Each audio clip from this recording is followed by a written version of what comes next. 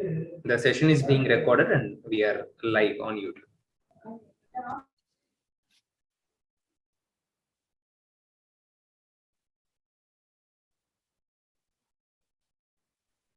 Welcome, Dr. Prasanna. Welcome. Thank you, Dr. Prasad. Thank you.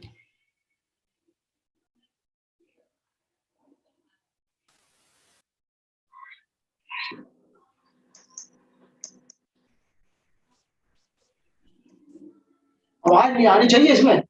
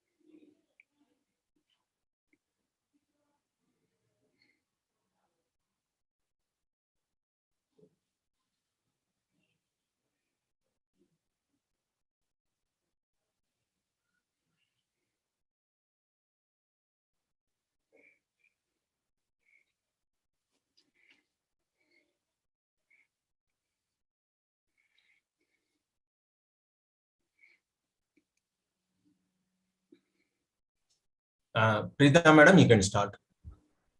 Yes, sir. Good afternoon, one and all present here.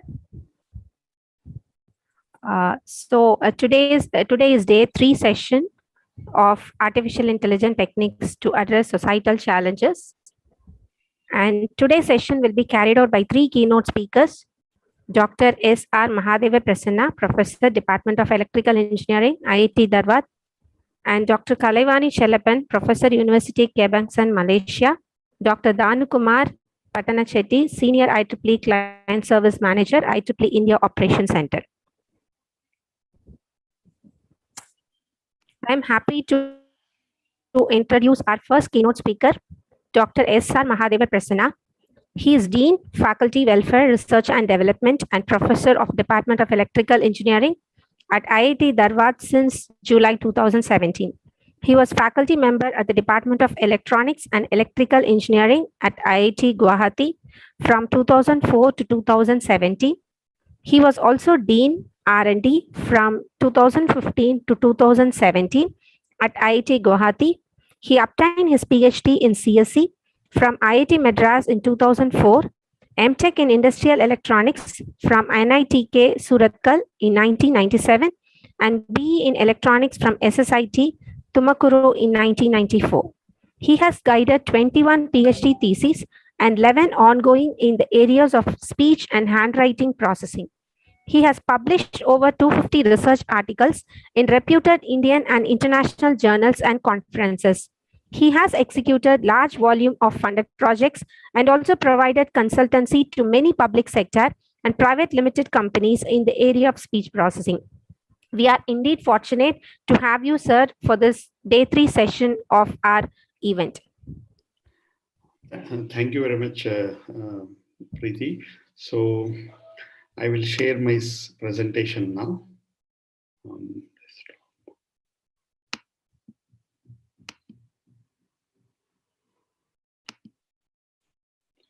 Is my presentation visible? Yes, sir. Yes, sir. Yeah. So I have gone to the full screen mode. Is it okay? Is it visible better? Preeti? Sir, it is full screen mode, sir. Yeah, full screen mode. Thank you. So good afternoon, everybody.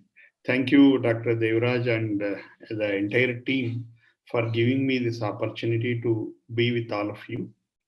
The title of the presentation is Speech Processing for Healthcare, Artificial Intelligence Perspective. Essentially, the speech processing area is there for several decades, and a lot of research and developmental activities are taking place since then. However, in the last 1 decade, there is a paradigm shift in terms of the performance achieved by many of the speech technologies, the two which are prominent, one from human-computer interaction point of view. This can be attributed to the developments of artificial intelligence. So in this current wave of artificial intelligence, because this term came earlier also, this is primarily attributed to the developments in the deep learning field. So with this use of deep learning in the area of speech processing, there are several speech technologies which are giving very good performance, which are comparable to human level performance.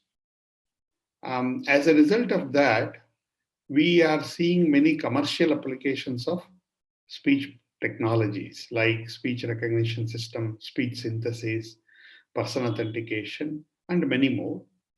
So since these technologies are providing significantly improved performance, they can be indeed used in many application areas. And one of the most preferred one will be the healthcare area. So in that direction, I will present some of the thoughts in this direction, how the developments in the speech processing due to artificial intelligence can indeed be exploited in the healthcare domain.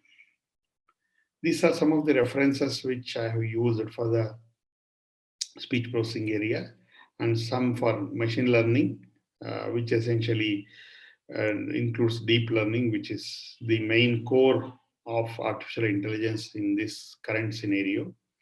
And some articles which people have shown how speech processing can be used in pathological speech processing. Then the organization of my presentation is as follows. I will introduce this field, that is speech processing for healthcare, and essentially emphasizing on the significant. Pardon me? The slide is not changing, sir. Oh, slide is not changing? Okay. Let me see. Sharing the screen. Yeah, it's coming, sir. Okay. Now let me see. Please confirm me once whether it is. Is it changing? Now outline, sir. Now outline. Now, next. No, sir. Now, no, sir. Let me.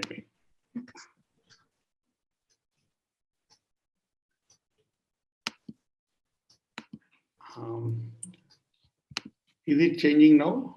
No, sir. The same slide only, sir. Sir, if you are doing screen sharing, make sure you are doing entire screen sharing, sir. Pardon me? No, sir, you can do screen mirroring, sir. Like once you click on screen sharing, you will get an option called as complete screen sharing. Yes, sir. Click on that, sir. Share screening. It is opening many. Yes, sir. Share computer sound, optimize screen value, share with this one. Sir, in that you can see like entire screen option. Desktop. Advanced portion, music, content, basic, file. No, sir, click on screen, sir. Screen. Screen, whiteboard, iPhone, iPad. There will be three options, sir. Click on screen, sir. Click on screen, sir. Click on screen. Screen. Is it okay now? Yeah, yes, sir. Now you can just change the slides. Yes, sir. Now it's changing, sir. It's Changing, perfect, no? sir. Yes, sir. It's Okay, perfect. thank you. Thank you, sir. Yes, sir. So I'll introduce with emphasizing on the significance of speech for health. I'll briefly mention about our field of artificial intelligence, specifically the developments in machine learning and deep learning. Then I will also highlight on one important direction of work in deep learning, what we call representation learning. Then I will briefly explain about speech processing using deep learning, and also how some of the healthcare tasks can be done using speech processing. So with that, I'll conclude my presentation. The first part is why speech-based diagnosis is preferred. The first thing is it's a non-invasive approach for diagnosis. That means to say, you have the speech sensors, which are nothing but the microphones, which are placed in all our devices like smartphones, smart wearables. Okay. So since the sensors are embedded into these handheld devices, which we use it for communication purpose or other monitoring purpose, we don't have to invest anything. And also they are there as a part of wearables, which is not an invasive thing.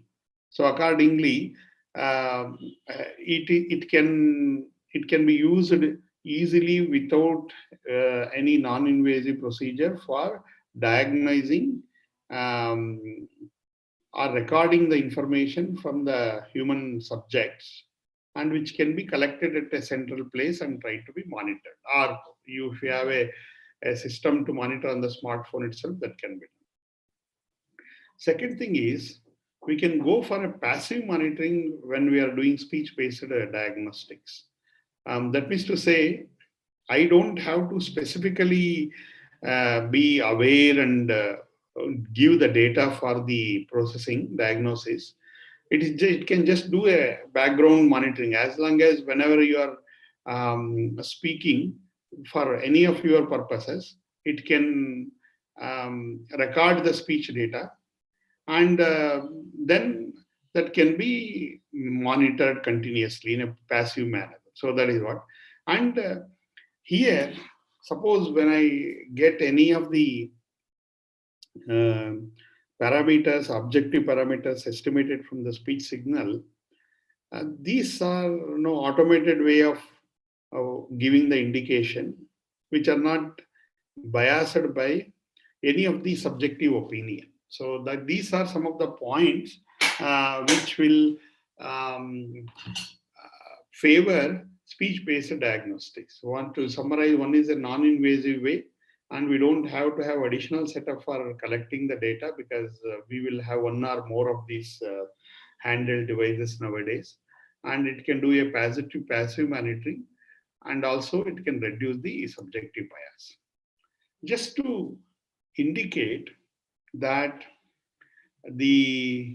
how the speech signal carries information related to different health condition, a spectrographic representation shown here, taken from a public domain. For example, if I take this, the first A and B figures. This is the spectrographic representation, which is one visible speech representation we call. Essentially a time frequency representation computed either by basic short-term Fourier transform representation or its variants. Once I have this spectrogram, and the other one is the same diagram constructed using the Mel-Filterbank energies. Anyway, you don't have to bother about how this is constructed. Just see as a human visual representation here. Here, the highlighted areas in the red, and similarly in the right plot, the white spots, indicates the important regions in the time frequency domain from the message content point of view. If you just blindly compare the A vertically, the short-term Fourier transform spectrogram from the normal individual to a depressed person's speech for the same text. Same way, the Mel-Filterbank energies for the normal individual to the depressed individual. This one. This depression is one mental health situation of the person, which people nowadays call very matter of concern in India. Of course, it is there as a global issue. If you see, if we consider, we ask the person,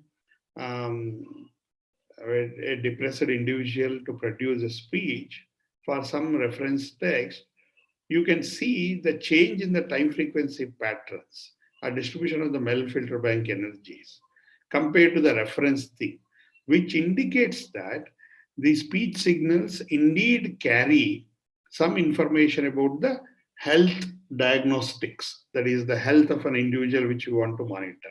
Suppose in this case, for the depression purpose, if I remotely record the speech of the person by engaging him or whatever the way, you can easily make out the visible changes that are coming out in the speech signal, which can be extracted and models can be built using artificial intelligence approach, that is deep learning, machine learning or deep learning. So as a result of that, we will be able to assess the situation with reference to that particular health condition. So this is one slide which indicates really the potential of speech processing for healthcare. So one of the potential direction in which we can employ this artificial intelligence for diagnosis is, since the speech data consumes significantly less data rate compared to video or image, we can use this. You can record the speech data remotely, and we can screen at-risk individuals before they access the healthcare system. So that is one direction, and the screening can happen automatically by AI-based technologies. Then it is not a replacement for the clinician or doctor's assessment.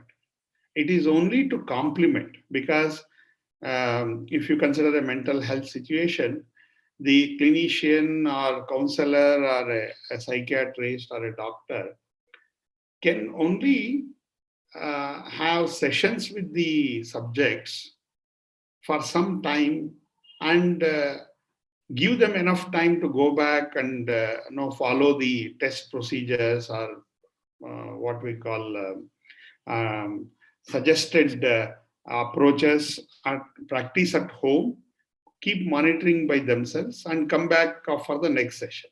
But what happens is, once they leave the clinic and till they come back to the next round of consultation, the clinician, doctor, psychiatrist, counselor, whoever is there, has to depend only on what the patient or the subject narrates him or her, what happened in between. Alternatively, with the help of the speech data, we can continuously, in a passive manner, record the speech data from the subject, of course, by taking consent from the subject. And again, none of these clinicians, all those things need not to involve in recording the data. It can be done automated way. Also, The assessment and alerting also can be done in an automated way by an AI-based system. Once the AI-based system gives an alert in terms of the parameters which are extracted and tested from the speech-based diagnostic system crosses the threshold, it will alert the clinician or somebody to intervene and see what steps to be taken for the patient or the subject. So in that way, it can be a very useful technology for monitoring the subjects.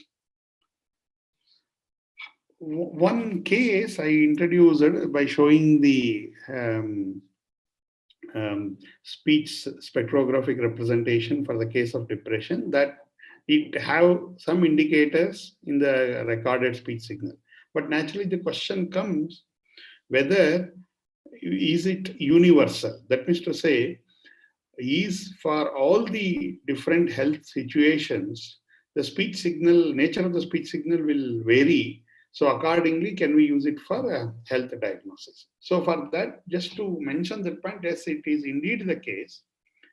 Because if you take a speech signal, which is generated from a human body, as a process of coordination between the cognitive system and the physiological health, physiological parts of the body. So naturally, if the individual is undergoing some health issue, that will have some reflection, either cognitively or physiologically, so which will indirectly or which will directly manipulate the nature of the speech signal that is being generated from the that particular person. So which shows that there are several health indicators that are possible in the speech signal that is coming out of a person. So that is the motivation or the hypothesis for using speech processing area for the healthcare domain. Coming to the computing field, all of us are aware of, in this last decade or so, we have faster processor in the form of graphical processing units. We have significantly more memories. And in the computing field, of course, we use it for the purpose of automation. And we are connected through networking. And the information is available in the internet. Nowadays, in the last 2 or 3 years, there is a significant increase in the cloud infrastructure because of the pandemic issue. And of course, the developments in the field of artificial intelligence aided by deep learning, machine learning and deep learning. These are all some of the important milestones in the computing field. Coming to the humans, as said in many forums, the cognitive ability, the sensory mechanism, the representation learning by humans, pattern way of processing by humans, and the natural intelligence associated with them. These are the hallmark features of humans, which makes them distinct and superior over to the computing fields. So that's when I'm saying the potential of speech processing for healthcare using artificial intelligence, there is we are exploiting the best of all these three entities. That is the field of application as health domain, the latest developments in the computing, and the humans themselves as in the center of the whole this communication area. You can now this has experienced earlier, but especially the advancement of the computing, how we have exploited in the pandemic field is known to all of us. And the same thing can be used for revolutionizing the health field. The whole journey, if you see, take a step back and look into the whole field in the computing, as well as essentially computing has come when we try to mimic human abilities on a computing machines, which has indeed created new challenges and opportunities. For example, several new fields have come into the research and development area, like human-computer interaction. Then we have pattern recognition, machine learning, deep learning, artificial intelligence. Many more fields are there, which are carved out of the explorations that have been done while trying to mimic some of the human abilities on a computing machine. The latest in this is the potential of machine learning at the turn of this century and deep learning in the last 1 decade. And if you see what is that important abilities of this machine learning and deep learning, two things comes into picture. One is what we call representation learning. It is a more common terminology. However, if you see at its base, representation learning is nothing but feature learning.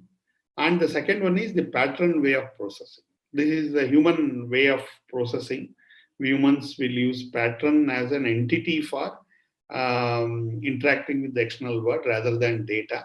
And we are trying to mimic this pattern way of processing. If you see, as I mentioned earlier, how a speech signal can be used as a health indicator. For that, if you see this, the speech production system, speech perception system, and comprehension system is a complex physiological and cognitive process.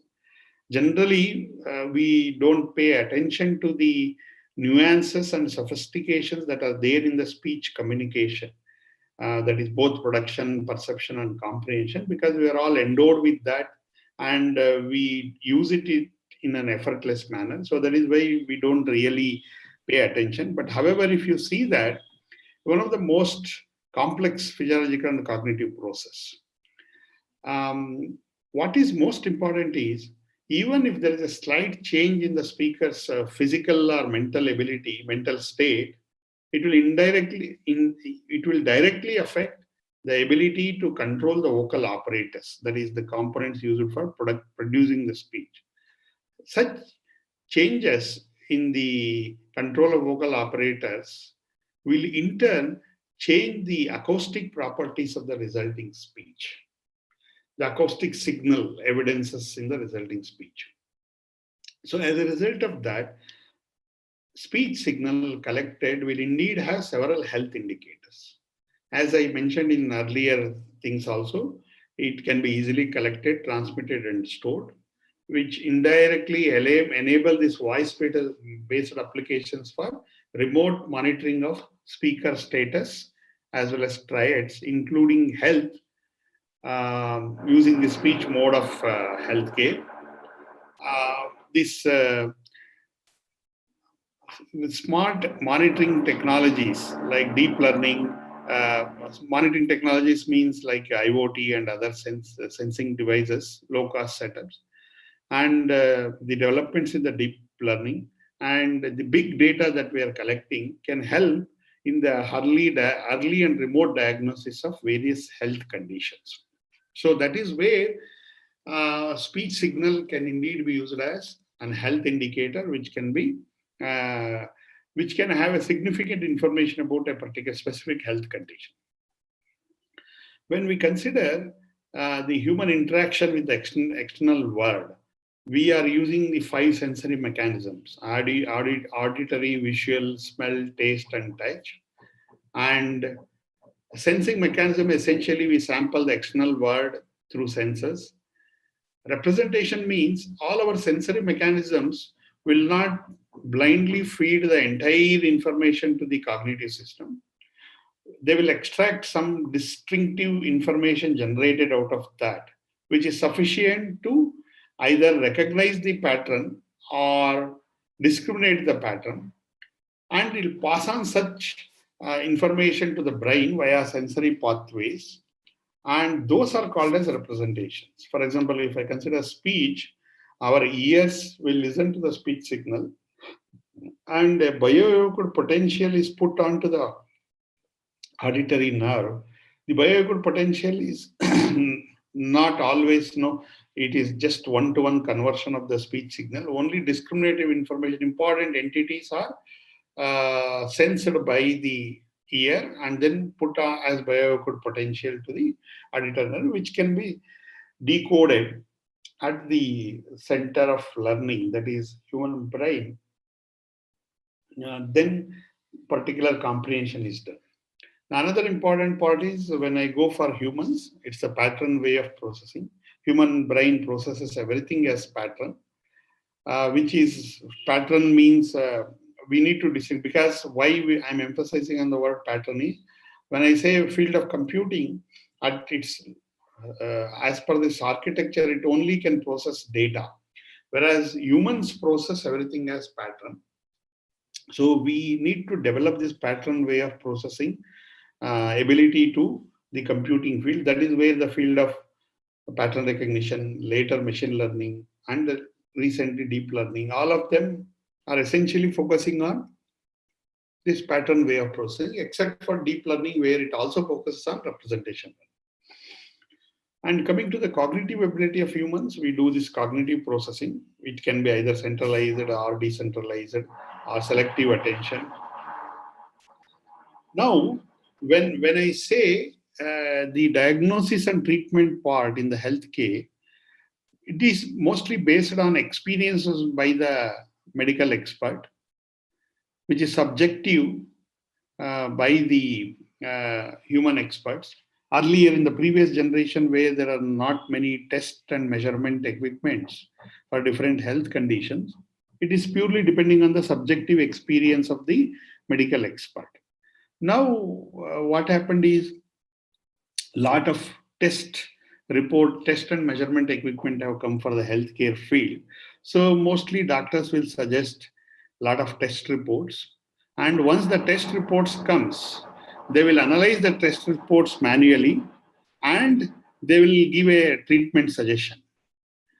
Now, with the recent developments in the field of artificial intelligence, that is machine learning and deep learning, there is a scope for automating some of these things. Just like we have earlier era where there was not much on test and measurement was not there. It is purely by the experience of the doctor. That is perfectly fine. Now, another vertical we are using in the last few decades, where test reports will aid the doctors to take a suitable decision for further treatment.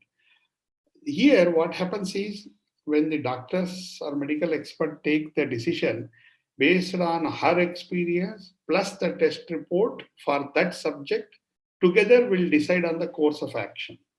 Now we can have a third dimension where we have automated technologies using artificial intelligence, where not only the data from this individual, but we also have a case history of the same health issue by a large amount of data from several subjects spread across the region or the globe.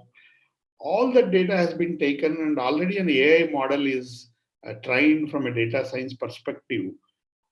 Only thing is, for that I feed the data of this subject, and this subject then accordingly that data science or AI based system will give me some reports like the suggestions on where is on a graded scale, where is this particular subject is standing. That can be an additional test report which will augment by placing the condition of the current subject with reference to the other subjects' information which are already trained in the AI system, which can be a good additional information along with the test reports for the medical expert or the doctor to aid in treatment suggestion. It is to be emphasized at this point that it is never a replacement for a human expert. It is only an additional aid, like test reports nowadays being generated when several devices are set up. This AI-based system is also an additional aid for the doctor, where not only the information from this particular subject is used, but the information from a large population of subjects has been already fed into the system.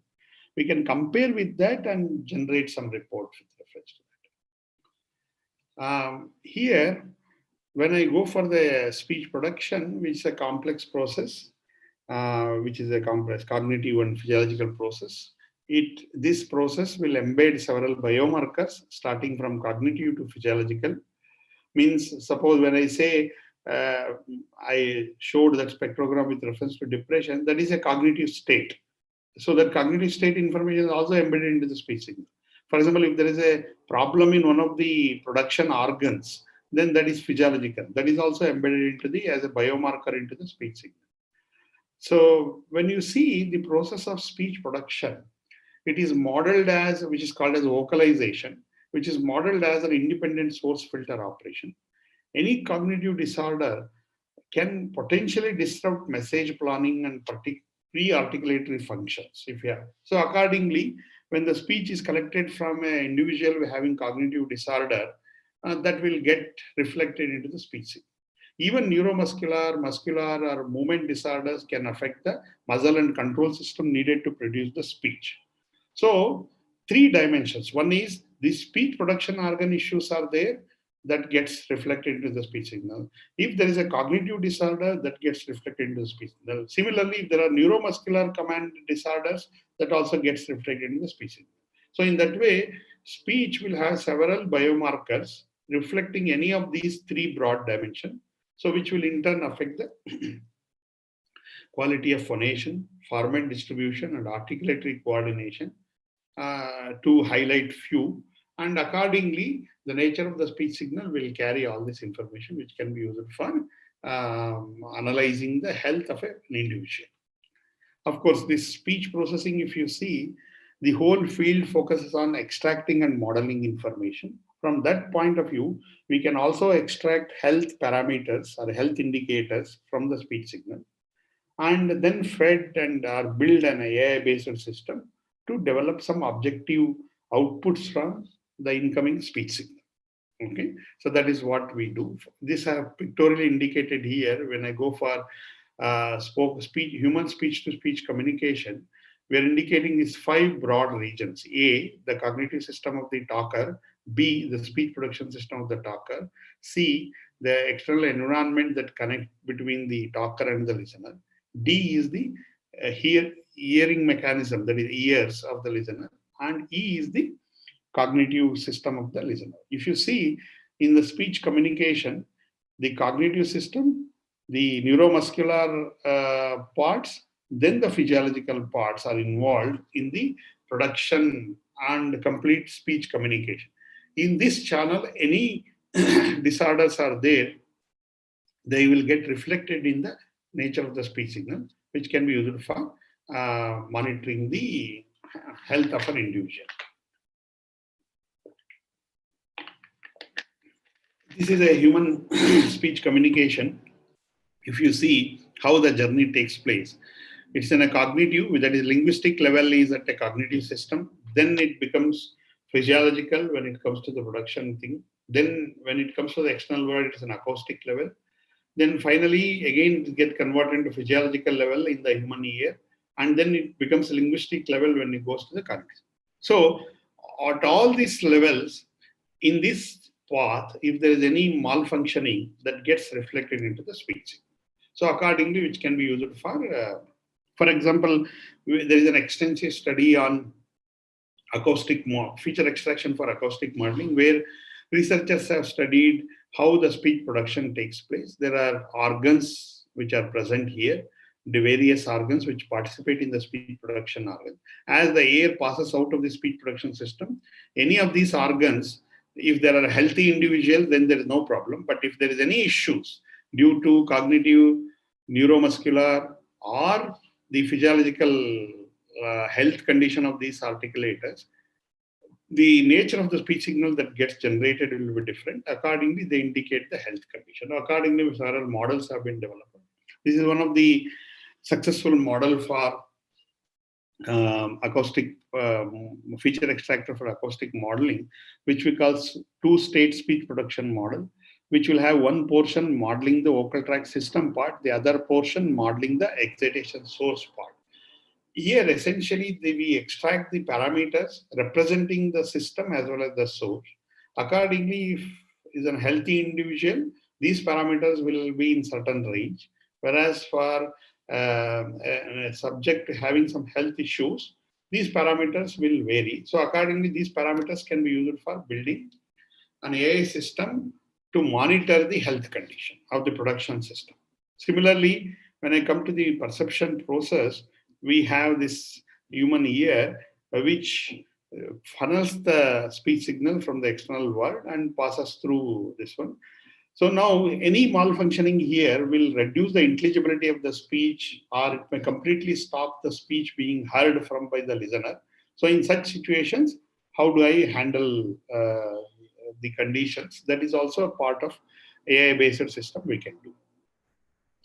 Briefly about machine learning and deep learning. So we have different terminologies in the machine learning, like artificial intelligence, pattern recognition, machine learning, and deep learning. This, I'm sure many of the other sessions might have been covered this, but I just want to bring the distinctions. The field of artificial intelligence in the broader field of computing will essentially enable computers to perform intelligent tasks. Then the field of pattern recognition in the field of computing develops or proposes tools and techniques for recognizing patterns in the given data. When you come to the machine learning domain, it is essentially to learn the underlying patterns in the given set of features without being explicitly programmed. Without being explicitly programmed means you should not mistake it as we are not doing any programming. We are doing programming. However, we are not, that program will not dictate what pattern to look for in the incoming data. It will only say these are the data points, and you have to discover the patterns that are present in the data points. That is what is not being explicitly programmed. In case of machine learning, the data points are assumed to be features already extracted from the incoming system. And the machine learning community will not bother about what features, how they are extracted. Whereas earlier in the pattern recognition domain, people were used to be very much paying attention to the feature extraction approach, which is signal processing essentially, which needs a lot of domain expertise. Now, by giving that freedom, we don't have to worry about the what is that feature extraction. So accordingly, it will become more general, or more wider community can participate in pattern recognition. Further, it was released or given one more degree of freedom by deep learning, where the approaches not only learn the patterns or discover the patterns from the raw data, it will also learn the representation. That is nothing but the features by nonlinear way. Okay. And when I'm telling about the deep learning, which is essentially referring to the artificial intelligence. So people use these four terminologies interchangeably, but there are minute differences among these. That is why these terms have been coined like that. However, once you know the distinction, even in a particular context, people are using interchangeably, it should be fine. Now, when I'm saying in this talk about artificial intelligence, I'm essentially referring to the deep learning strategies. These things I have already mentioned. In the interest of time, I'm not going to tell. Only important point I wanted to bring out this visual representation, that when I go for the traditional machine learning, what we were doing, when the raw input comes from any process, there is a feature engineering that is done by human expert used to happen, which is a domain expert. We'll sit and manually analyze the incoming raw data and devise algorithms which extract features from that particular incoming raw data. And these features are fed to the machine learning models for doing any pattern recognition tasks. Now, if you see deep learning, all these feature engineering essentially leads to features, and that traditional ML model, both have been combined into one model, where a deep learning model will take raw input and produces the recognized pattern output. That means to say, in a deep learning model, first few layers in the deep learning model will discover the underlying representations present in the raw data.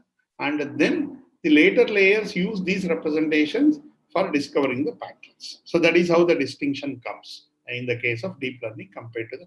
So if you see, when any machine learning engineer working on this particular data point, he or she assumes that the features are already given and then focuses on discovering the patterns. That gives 1 degree of freedom. Now, if you can see with the deep learning models, this feature engineering also being automated, even much wider community can come into this fold of representation learning and pattern discovery from the given raw data. We don't have to have domain expert.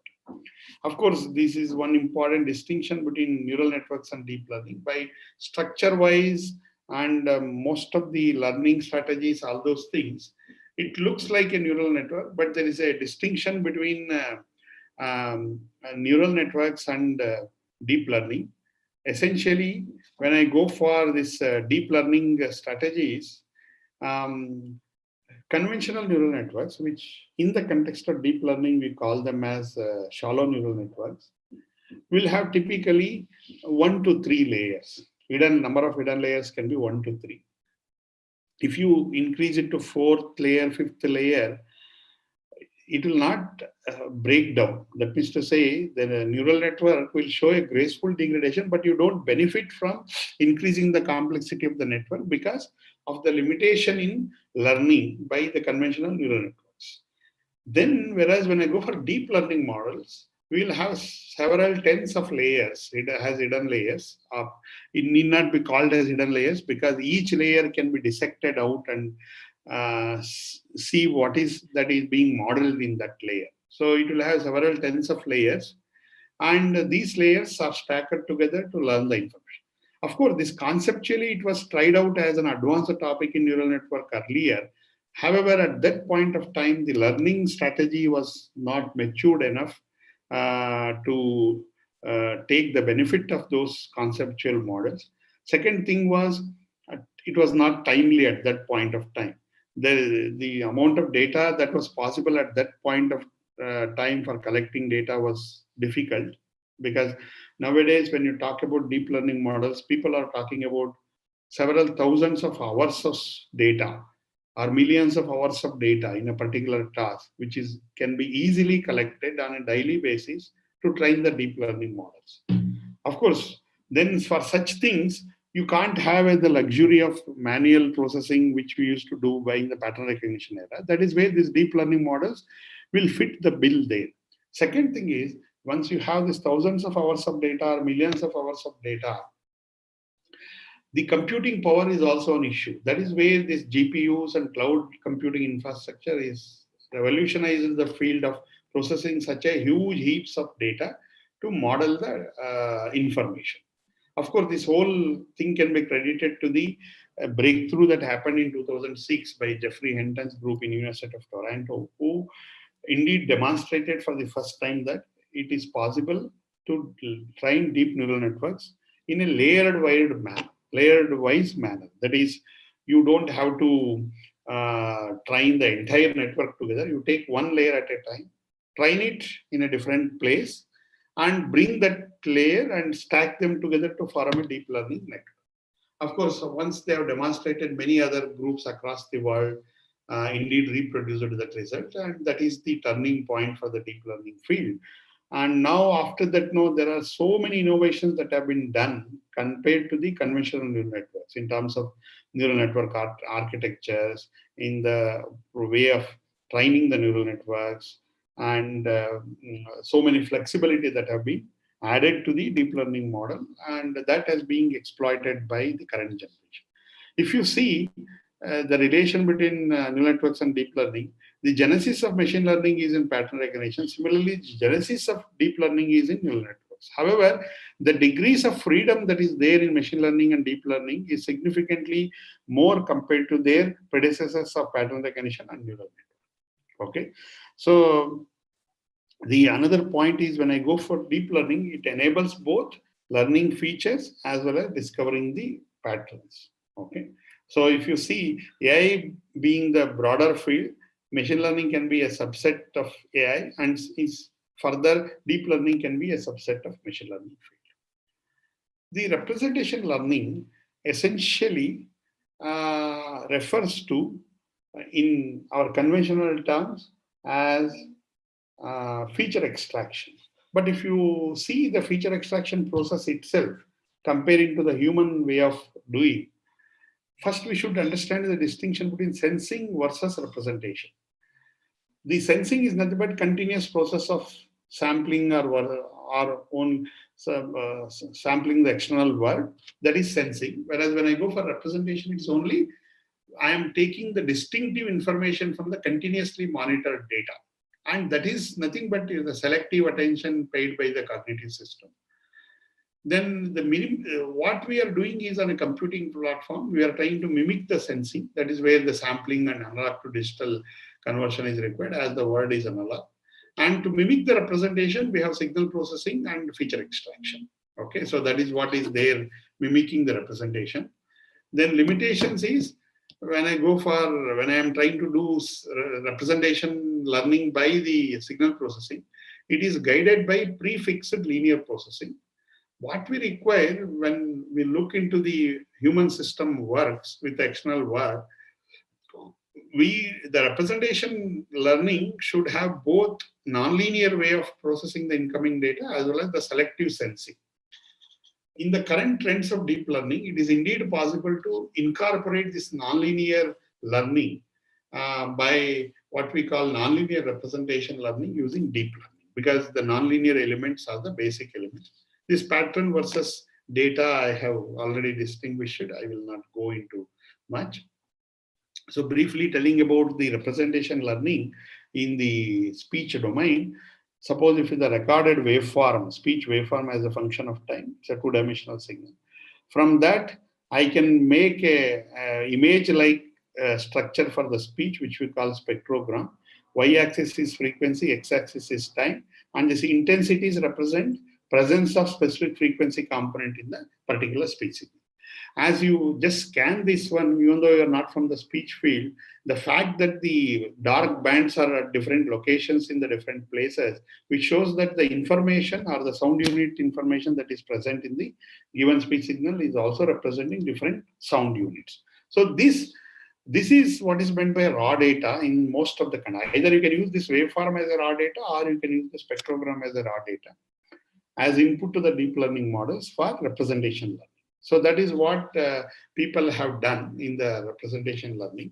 What they have done is, instead of a feature engineering by signal processing, you can expand the scope of feature learning so that it becomes easier for wider community to participate, and hence the use of artificial intelligence to extraction of features, which we call it as representation. The term representation learning, even though it is new, which essentially says that from the given raw data, how do I learn the features? The bits and pieces are already there in the earlier.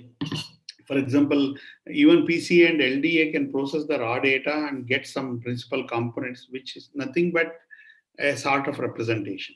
Even in the case of speech, earlier shallow neural network itself, they used for learning the features from the neural network.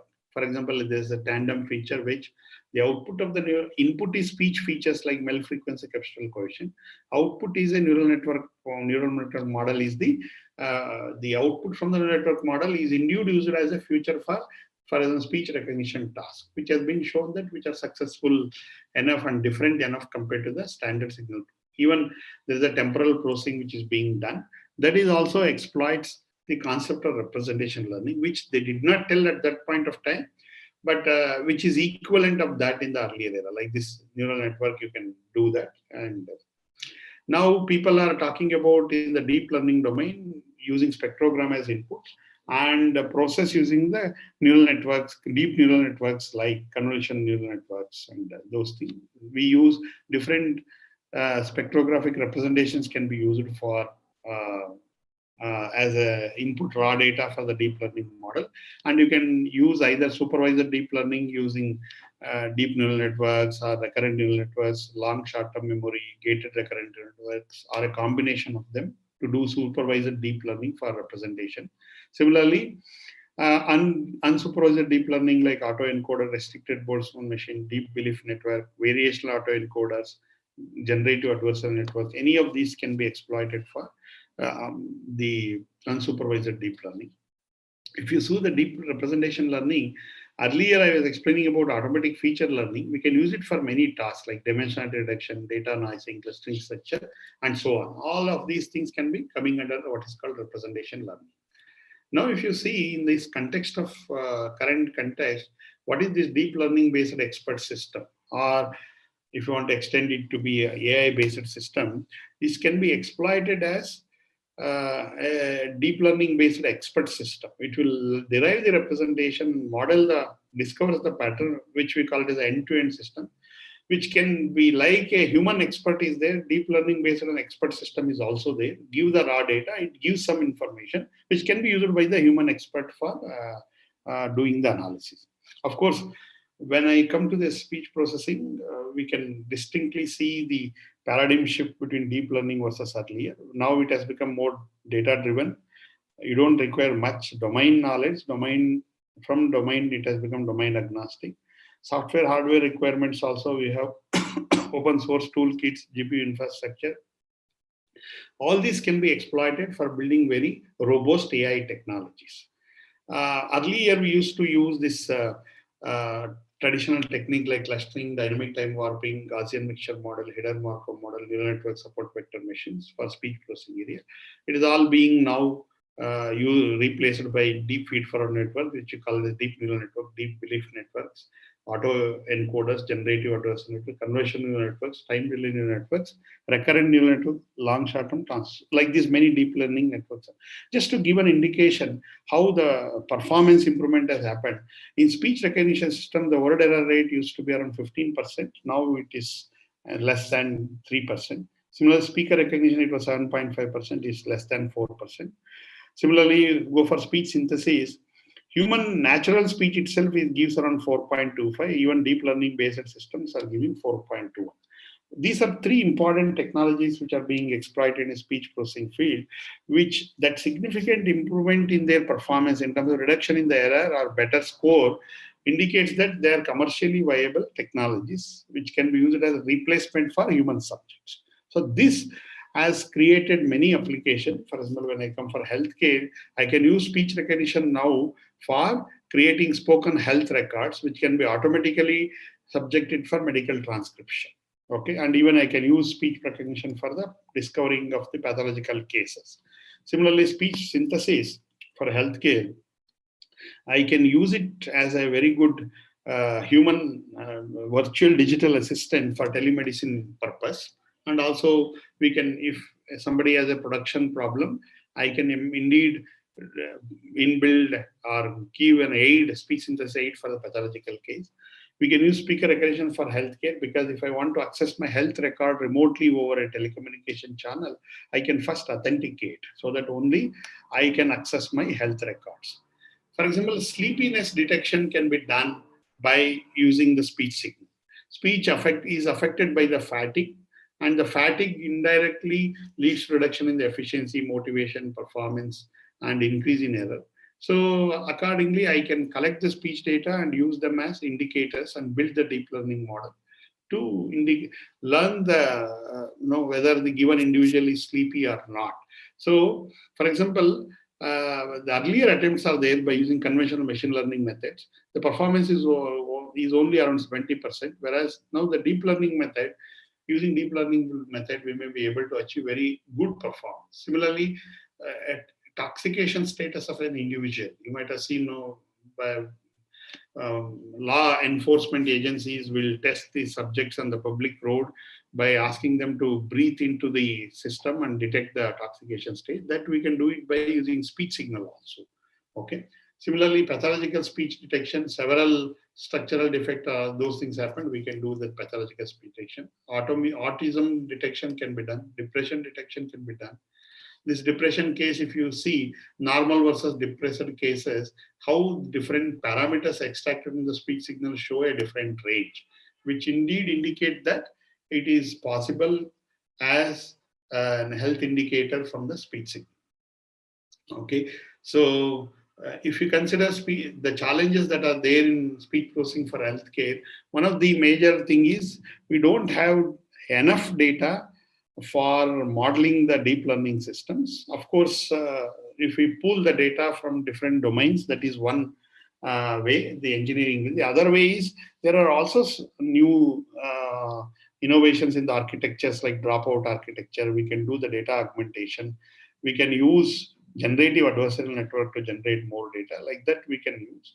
So we can use it for continuous purpose. We can have multimodal data which can be exploited, cognitive process, and we can use this for language proficiency prediction, which can be used for healthcare condition, cognitive abilities. We can predict the cognitive abilities of the persons. Similarly, intent and discourse prediction. These are all interesting, challenging things for speech processing for healthcare.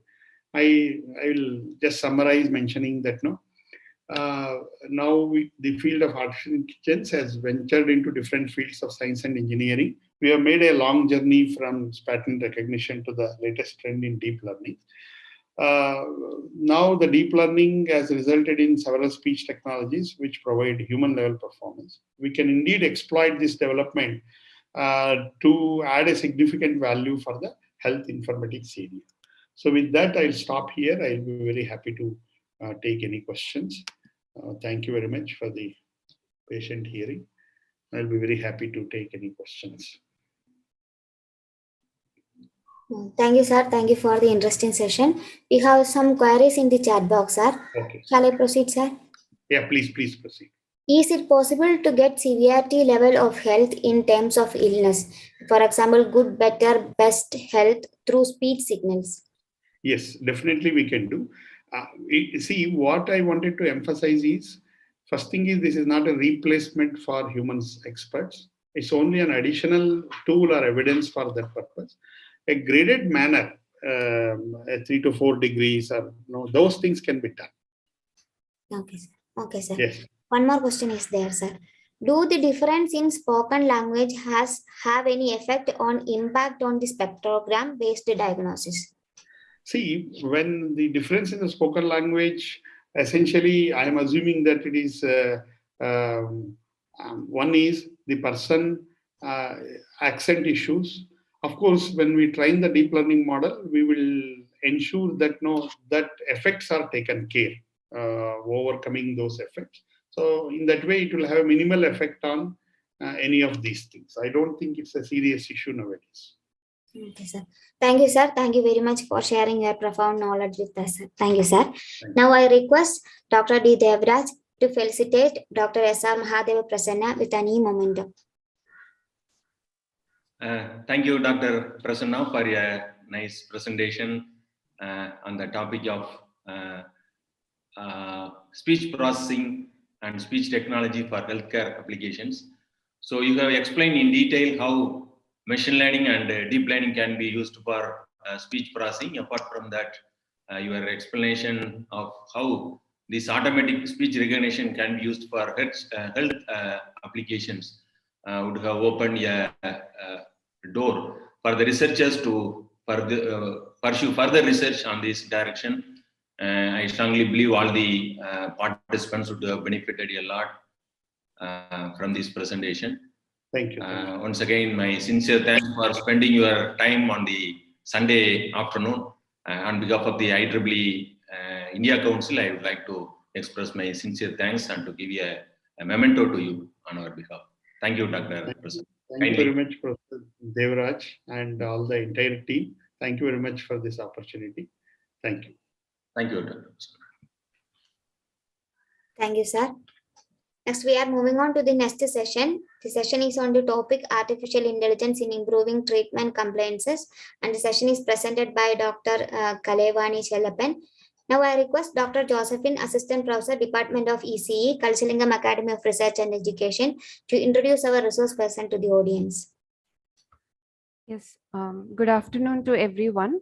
It's my great pleasure to introduce the session resource speaker for today, Dr. Kalaivani Chellappan. Kalevani Chellappan is a senior lecturer in Faculty of Engineering and Built Environment, University Kazakhstan, Malaysia since November 2011.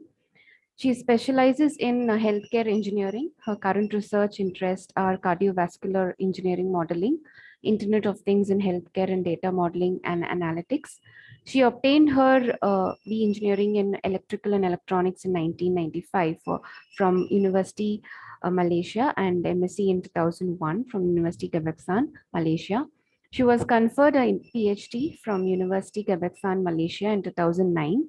Her working experience over 24 years includes engineering and education in both private and public sectors, a holistic knowledge in management, engineering technology, healthcare, and IT provides her the opportunity to be creative in supporting organizations to realize the modern empowerment science. Her expertise not limited only to the above, as she is passionate about nurturing human talent. Therefore, training, coaching, and mentoring are a vital part of her daily activities. Talent building and management empowerment through sustainable knowledge are the core values embedded in all her project deliveries. We welcome you, ma'am. Josephine, Dr. Josephine? Yes, sir. What is the mail ID? What is the ID in which Madam has joined? Did you check? 1 second, sir. I'll just search her. Yes, she is not made the co-host yet. She is in the name of Kalevani Chellappan. She is joined, Tarun, sir. kindly make. Tarun, kindly made Kalevani Chellappan as the co-host.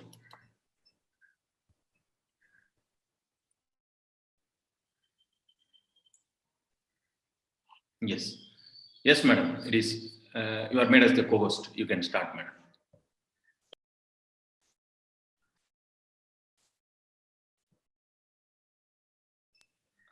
Madam, is that audible? Yes, I am. Yes. I can. Yes, welcome, madam.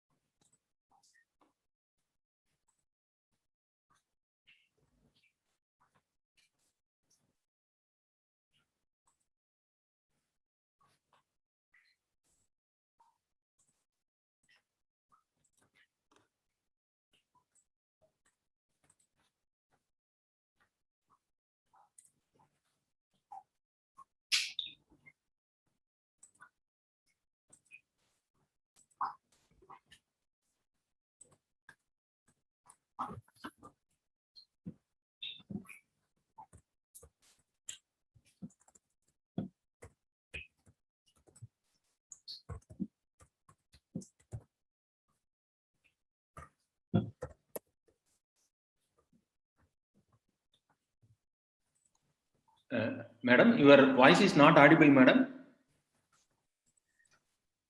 Can you hear me now?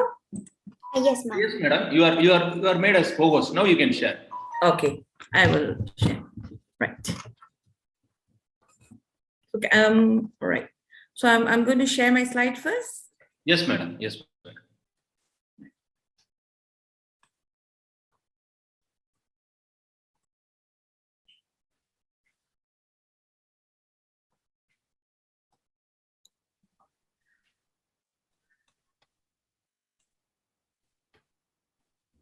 Yes, madam. You can start. Right. Okay. So thank you very much for the opportunity. I'm very delighted to share my lecture today in this event.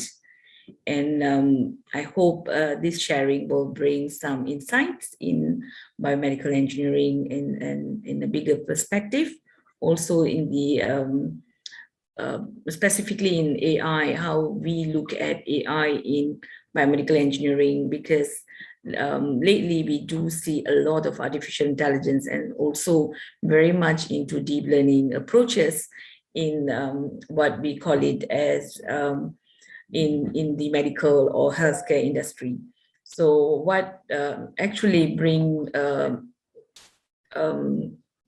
made me to choose this topic for this evening is practically to bring some more specific or how do we look at the impact of us using artificial intelligence in improving in the healthcare sector by providing a real improvement in treatment or in the hospital environment to patients and so on.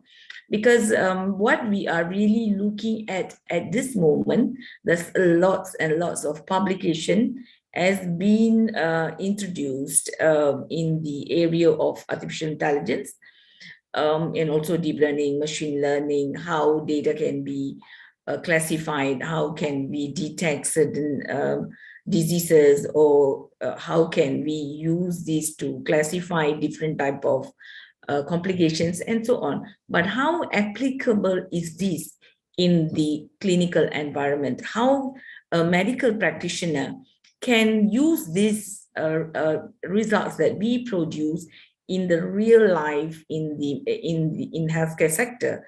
That is a question that we would like to address in this talk today. I would like to bring to you some insight, some sharing. How do we make these more realistic rather than just putting it on paper, publishing it, and how many of this research or outcome that we have identified and published is really applicable in the clinical environment. So that's what I'm going to share.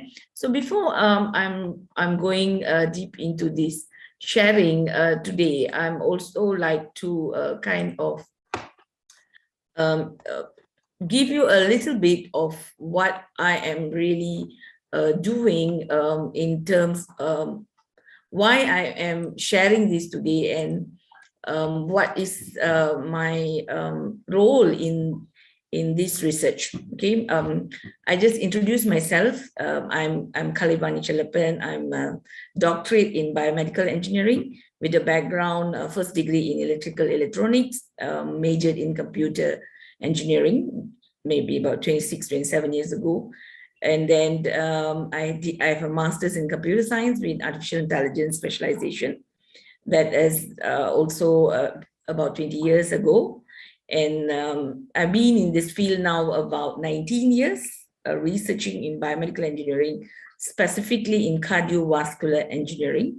I'm very much focused in medical problems or clinical problems in cardiovascular engineering perspective, where I looking into cardiovascular risk factors and the disease, example like hypertension, lipid, and diabetes, which leads to stroke and heart attack. And we are working at the end-to-end. We look at pre-screening, from the screening, and then diagnosis, treatment, and post-treatment, and also post-treatment monitoring. So this is the entire scope that we work in. And when we say we work in cardiovascular, CVD, non-communicable disease, and we look in how do we bring technology into this. So our focus here is to get the what we call it engineering and also computing technology to be embedded. This is where we said we are actually practicing healthcare engineering and technology into cardiovascular disease management process. So that has brought us again into another big challenge, which is how can we improve treatment? When we say we are improving treatment, or we are doing pre-screening, we are doing diagnosis more effectively, we are doing monitoring more effectively, what really means in this? we have been doing this for the last 19 years. We keep saying that our technology actually can improve, can bring some insight to the clinicians. Clinicians can use our application, but we were like wondering, how do I really prove ourselves, saying that yes, our technology and our findings, our what we call it, our patents and our IPs can improve the treatment in the hospital. So that's where we actually looked at treatment compliance. Yeah, so when we talk about treatment compliance and very much focused today on artificial intelligence, how this actually can be applicable. So this, I'm moving with my first, what is really compliance? Yeah, when we say definition of treatment compliance, we are looking at patient compliance describes the degree to which a patient correctly follow medical advice. So that's always, you know, because in human being, when we deal, a doctor deal with a patient, it is a human-human interaction. So how do we really ensure or saying the degree to which a patient correctly follow the medical advice? So now I believe that lots and lots of things can be done using the technology, especially when the mobile has come into a play, smartphones being a great gadget that everybody carries. So with this, when AI is embedded, we look at a big potential. So the next is when we go a little bit more and saying that, okay, yes, patient is correctly follows the medical advice. Most commonly, it refers to medication or drug compliance, but it can also apply to other situations such as medical device use, self-care, self-directed exercise, or therapy sessions. So we looked at a lot of gaps in terms of treatment compliance, which actually cause the recovery is not so perfect. You know, even the doctor or the hospital could give a very good treatment, but how much the patient is benefiting from the treatment? What is the gap? What is really happening between the hospital or the medical doctor's service and the achievement or the recovery of the patient? So this is where there is a lot to do. That's a lot of the new applications, new devices on the methods, techniques, processes, also softwares or applications, mobile apps can be developed to assist. So this is the fundamentals of treatment compliance, right? When we talk about, I think I don't need to define AI, but then I was thinking, okay, let's bring a little insight here. What is really, when we talk about artificial intelligence, what we really mean, because AI is huge. Yeah? I'm first introduced to AI in 1993 by a professor who came back from his PhD in UK, and he said, okay, a student at that time, I was a first degree student in third year, and said, okay, I'm going to introduce AI to all of you, you know, students who are in the third year in electrical electronics engineering. So that is the first time I heard about AI back in 1993. Since then, I'm very curious. I've been teaching AI since 1997 until now, and it's never end. You know, that's a lot and lots of things to explore. But anyway, in this perspective, I would like to define AI in our perspective today in more to healthcare and treatment compliance. When we talk about that, AI is the simulation of human intelligence processes by machines, especially computer systems.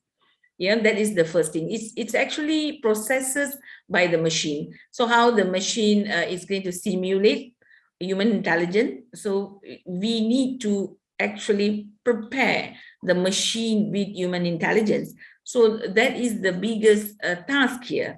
When we talk about compliance, we really need to listen to the doctor and we need to customize the doctor's input, how they want the patients to follow their, I wouldn't say it's an instruction, but it would be rather their prescription, how a patient should take the medication or do the exercise or do the therapy.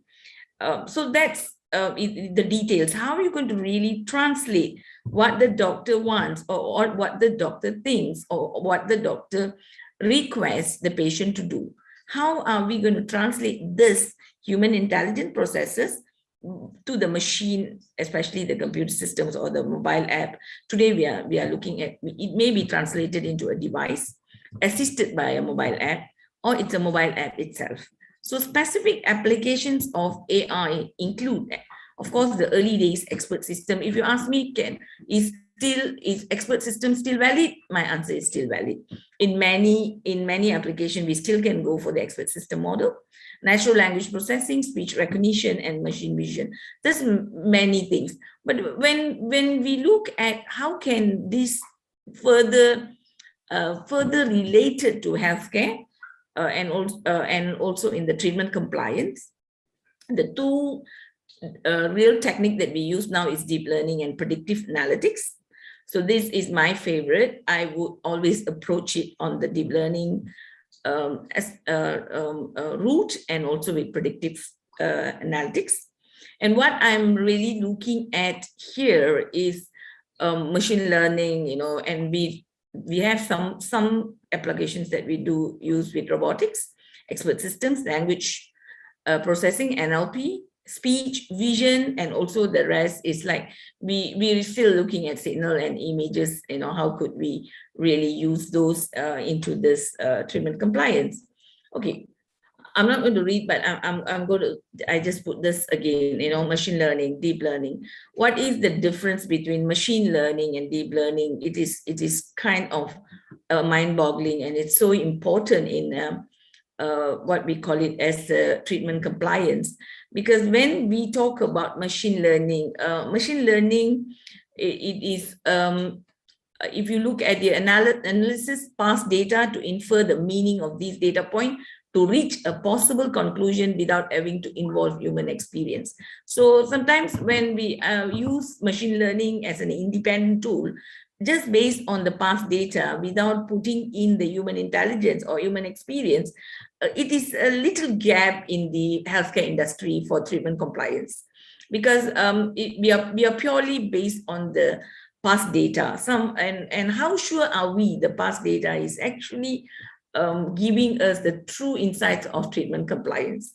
So we have done many tests by using only data, past data, historical data from the hospitals or from a lot of data centers, and we realized that it doesn't really help us to reach the treatment compliance, but we can do some monitoring.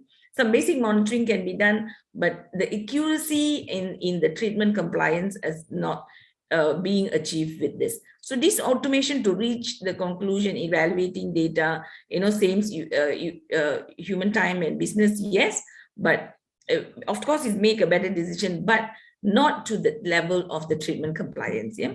So when we move, deep learning is an ML technique, yes, but it teaches a machine to process inputs through layers. So in order to classify, infer, and predict an outcome. So when we use deep learning, this is where we have a chance to actually embed more layers, and those layers we can embed the human input, the doctor's requirement, and we can be selective. Yeah, it depends on the type of application, type of patients, and also type of treatment. We can be more selective, and we have more flexibility when we use a deep learning approach here. So those are aspects that we are really looking at when we want to introduce artificial intelligence in healthcare. But what is the real need in healthcare? The real need here is treatment compliance. If I'm going to introduce AI in healthcare, I must make sure that certain impact in the AI, because it's going to add some cost. Yeah? how am I going to sustain? If it's going to add more cost to the healthcare, as it is, we know healthcare is already very expensive. By us introducing all this new technology, it is going to be more expensive. But how do I sustain this? How do I compensate this? So by me increasing the treatment compliance, maybe a patient who's supposed to be admitted for 1 month now can be only admitted for 2 weeks. After 2 weeks, they can go back. And because of the good compliance to the medication, they recover earlier. And these are things that we are really looking at by use and how deep learning or can be used in this approach to monitor a patient and improve their treatment compliance, and at the same time reduce their hospitalization cost, their medication cost, and others. Even though now I have added some new gadget or new software, which is going to give a little more expensive treatment, but the duration of the treatment can be shortened. The medication expenses can be shortened. So this is how you're going to reverse and reorganize and make the entire healthcare system is more sustainable. Yeah, so this is, and also when we can actually introduce less drugs, less treatment time and all that, that gives a better ecosystem to the patient, trust to the patient, and the recovery period, it's more green approach, you know, in the healthcare ecosystem. So this is how we can bring about change and increase the value in the healthcare industry, but at the same time give back to people in a more sustainable way. So that's going to be really interesting. So and also things like neural networks, natural language processing, computer vision, cognitive computing, all these, when we embed them in the different layers of deep learning and bringing in more values, which is going to help us to analyze things, analyze what is the gap for us to make the patient more compliant to the treatment. It's going to really give added value to the healthcare industry in their performance, right? You can stop me if you have any question to ask. Right. Role of artificial intelligence in compliance again. I want to, maybe what I explained here, it's a little too complex. So I want to bring it back and make it into a 3 category here. One is monitoring and gathering regulatory updates. We can focus on that if there's students who are interested to go. They, you know, when I talk to my group of students back in Malaysia, many of them are not so keen to do research or embark career in patient-related biomedical engineering job market, because they said, if I wanted to do that, I would have been a doctor. I don't want to talk to patients. I don't want to see blood. I don't want to kind of go to the clinics environment, but I have interest in the healthcare industry. So students like that, they can choose to do monitoring and gathering on the regulatory updates, on the administrative of the hospital, on the data management, data science, you know, how can we improve the, what we call it as compliance in healthcare among patients and the hospital healthcare environment. So that is a huge scope that they can look at, and notifying the compliance officers. You know, this is more kind of how do I develop the notification systems, and you know, that is and I like a service center. Today we see a lot of service centers like the banks, the telcos, or any other, even SAP and all of these people. Those industries, they have service centers, right? So it's time, I think, to also come to the healthcare where we have service centers, and these where the notifying compliance officers is going to be there. That's going to be a lot of systems to be developed for the healthcare industry service centers. So that is another area that we can really look at. How can I design an excellent notifying compliance officers? Here is not human, it's like more on a system, which has got, we can embed natural language processing and so on to come up with a system that can actually help an hospital to monitor their patients, tell them, oh, okay, this particular patient is at this place and he's supposed to take his medication, he's supposed to do his rehabilitation now. Has he done it? If he didn't update, the system will contact them and said, can you send your pictures of your rehab activity? So such things. And the last here is interpreting the regulations to provide actionable insights. So this is a more feedback and decision-making system where is that again, that's going to be a lot of data coming in when we have the monitoring and notifying system. So how do you actually use artificial intelligence to manage this huge data, to do an interpretation and regulation to provide actionable insight?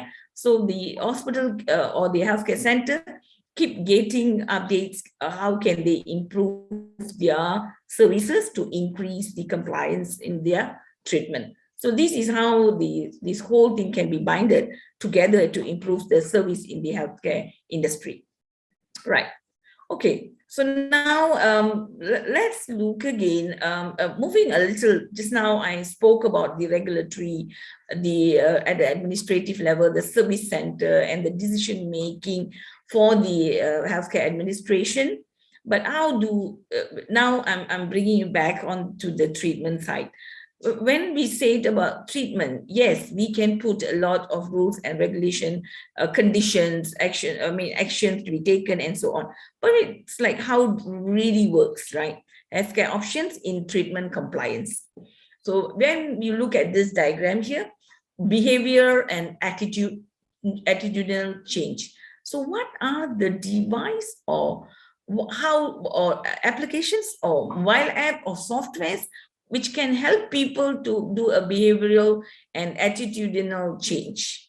What can be introduced? I think that is very interesting research. If at a level of undergraduate or even a master's or PhD, for us to come up with some support system, because when we talk about behavioral and attitude change, this is very cultural based. If Europe has developed it or America has developed it, it may be very hard for Asian countries to adapt that system 100% because we have very different cultural and behavioral attitudinal values, So such system need to be developed in each country, each community. They need to have a system which is more specific to their own community. So that's a lot to explore in this aspect. Next, we will look at time to diagnosis. Yeah, how long it takes to diagnose a disease now. So you may want to say diabetes it's a big problem in many countries. So how long actually a patient, how long it takes for a patient to be diagnosed their diabetes? It's not as simple as I go to the hospital or I did a blood test, my sugar is 7 or you are diabetes. No, it is not, because this is the first time I did my blood test and I don't know what I consumed the day before. I'm not very sure my sugar is 7, even it's a fasting blood sugar, but it is like just done for one time. And am I to be taking my medication immediately after the first time I'm tested sugar at 7.8, for example? So it is not. So we need to really study if one patient, how long it really takes for the patient to be diagnosed as a diabetes or diagnosed as an hypertension, diagnosed as a high lipid, hypercholesterolemia, or even how long it takes for a patient to be diagnosed that they have heart problem. If they don't have a heart attack, but they have a weaker heart, they have some muscle issues, or they have some valve issues, how long it does really take?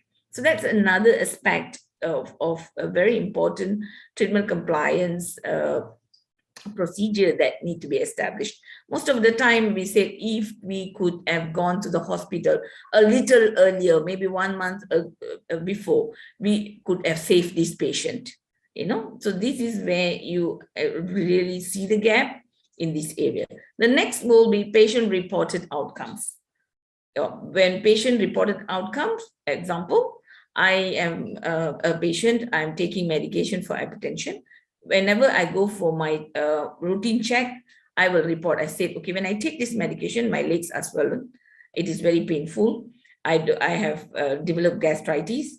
I have, having GERD. I am having uncomfortable stomach every time, I take the medication and so on. So all these are reported. Yes, doctors may have recorded on in their file, but how much it is really looked upon. So how do I make these reports more useful for the patient treatment? How I can make everything that they record. You see, when it's again, right, when the patient go to the clinic and tell, they may tell only 2 out of 10 they had. But if they record at home, whenever they face the problem, online or in an app, in a cloud-based system. So when they meet the doctor, they have like 30 days of report. What actually experienced every day for the last 30 days. After 1 month, they meet the doctor and they have a record of each day, and they have recorded it when they felt it, when they really undergo that trouble, that will be more accurate. So this is where here again, the treatment compliance comes in, with artificial intelligence playing a role to make the analysis, and it gives the doctors a compiled real 1 month issues and picked up of the right thing, or it can be an expert system. So this is another scope. The next scope is practice management and workflow.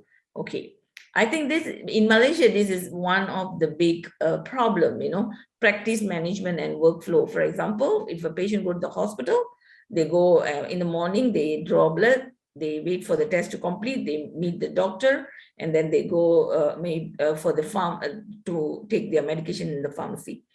And that takes almost half a day or more than half a day most of the time. So how can we shorten these periods? And by us shortening these periods, patients have a better better environment, and they feel comfortable. And they have more what we call it as trust in the healthcare system. That is also a process in the treatment compliance.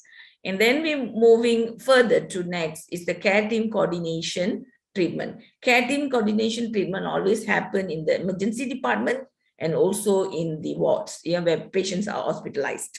So these are the areas that also we can look at how can we improve the healthcare options in treatment compliance. So this it has got a big scope in the healthcare, and how AI actually plays a role as a predictor and also as the classifier or clustering all this data into the needed options, right?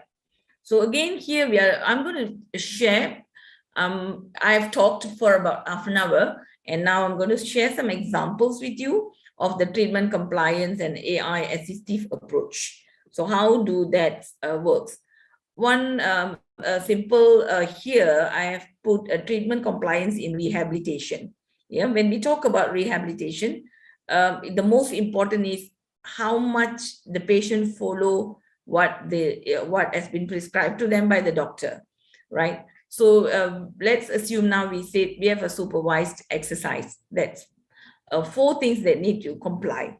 Compliance with the duration of aerobic exercise, compliance with the high intensity aerobic exercise, compliance with muscle strength exercise, and compliance with the exercise advice. So we have 4 different tasks these patients have to adhere in terms of the compliance. Of course, when they attend physically in the center, they do it in front of a physiotherapist with supervised, right?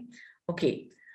How accurate we can measure the compliance with the duration of the aerobic? Yes, I can time. I look at my watch, I time, maybe I can get 100% compliance for number 1. Okay, number 2, compliance with high intensity aerobic exercise.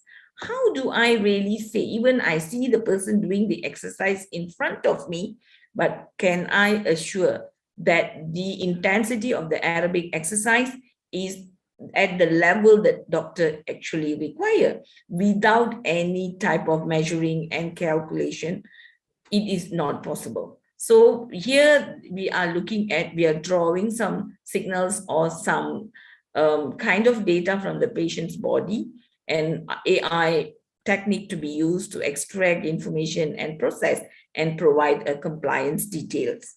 Okay, for the number 3, compliance with muscle strength exercise, it is the same. I can observe as a physiotherapy, I look at they are doing the exercise, but how much effort they really put in with the muscle strength to meet the compliance that the prescription is required.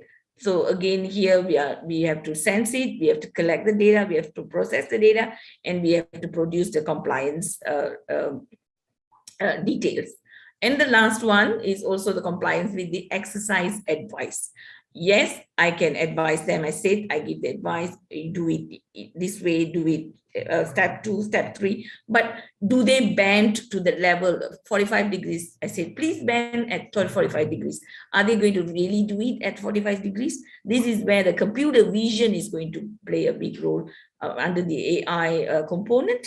And we can actually have pictures snapped, and those pictures can be processed, and we can show the patient how compliant they are to the treatment requirements. So this is, it's like a very interesting application that we can introduce in the treatment compliance with artificial intelligence under the segment of healthcare, right? So I have another example that we are working on, digital Malay language audio cognitive wellness trainer. So this is specifically done in the Malay language to cater, like what I just mentioned earlier. We can have many systems, behavior, language, cultural, by the Western countries, but is it applicable in our own country, in our own community, where, like, for example, in cognitive and audio cognitive, it means I hear and I understand. It's the best when we can do it in our own language. Yeah, so that is very important to have people understand the language, because it's audio. I listen and then I need to understand. If I don't understand the language, how can I improve my hearing? You know, I need to listen in the language that my own language that I understand. It can be my mother tongue or language that I really understand fully. So this is the challenge. For this, we look at how does the brain respond to hearing loss. Yeah. And we look at the background of this research. It's very, why we needed this research. It's practically because hearing loss affects 2 million adults over the age of 70, making it one of the most chronic health condition in older adults today. And older adults with age-related hearing loss are more likely to have greater risk of depression symptoms. So you see, when people have such condition, they lose a lot of their life activities. Yeah. So, and in Malaysian population, and based on the statistics, we are looking at in 2020, we had 34.3 million people, and about 2.4 million of the total population above age of 65. So when we are looking at people are moving into aging, and then the aging community is going to be big, and we really need some assistive systems for the compliance, treatment compliance. For example, if the patient go to the hospital, to the ENT doctors, and they diagnose them as they have impaired hearing, and now how are we going to help them to improve? Are we going to ask them to come to the hospital to do the training all the time? It may not be possible because the number of people are increasing. So this is where we see that assistive systems like this is going to help us to improve the treatment. And this system use artificial intelligence to actually look, it is adaptive system.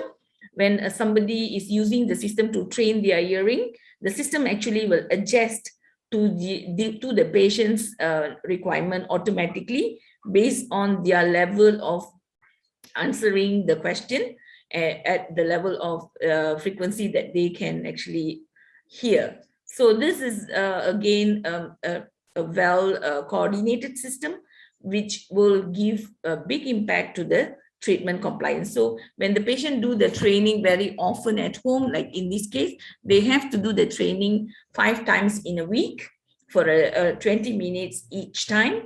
So compared to if they are coming to the physical center, they will only do it once in 2 weeks. So the frequency increase will definitely help the patients to do the training, improve their treatment, improve their hearing very much faster compared to the current practice. So this is one, this system is currently in the pre-commercialization stage, where we are almost complete the development and everything. We have done the first round of clinical trial, and we are going into the second round of clinical trial in February 2022. Right, so this is the architecture, the product, how the system has been deployed in the cloud, and what are the components involved in this. Okay, next is we also have another project proposed, and this is kind of slowed down now because of the pandemic. Telehealth services for highway users, where we are looking at IoT, Internet of Things in healthcare. Have I taken my medication? You see, when people travel in the highway and in a long duration and so on, that many things can go right and go wrong, especially elderly, babies, sick people, people with chronic disease, and so on. So what we are looking here is, have I taken my medication? Electronic pill dispensers, smartwatches, electronic bottles, caps, and pouches, pharmacy on cheap and bio monitoring drugs. So I want to track my own health and that of loved ones. So let's say our parents are traveling and we are not able to follow them. They are traveling in a public transport or even private transport that we have arranged. But how could we really give a touch to them? Yeah. So we want to prevent and control also we are looking at babies when they travel, especially with our weather in Malaysia. We do see a lot of infections during their traveling and so on, where they need an immediate treatment, medication. How do they connect to ensure that the compliance to the treatment, high compliance to the treatment? And we can also looking, can we get a scene of an emergency faster? And we develop a predictive life-saving approach. As a nation, effective public health policy is important. So we are here if we are looking at using the public health policy to increase the treatment compliance using artificial intelligence. So this is a telehealth model that we are actually proposed on, and we're also looking at the tourist and as a patient, when they travel, how do they communicate and how do they travel, safely and so on. So this is another approach that we are looking at. Okay, these are the type of services: traveling healthcare guidance for children, elderly, mHealth, rehabilitation, real-time mapping the nearest medical devices, family mHealth system update, highway customer health monitoring, and the model that we are looking is the pay-per-use. If they want to travel, they can actually enroll and they can use it.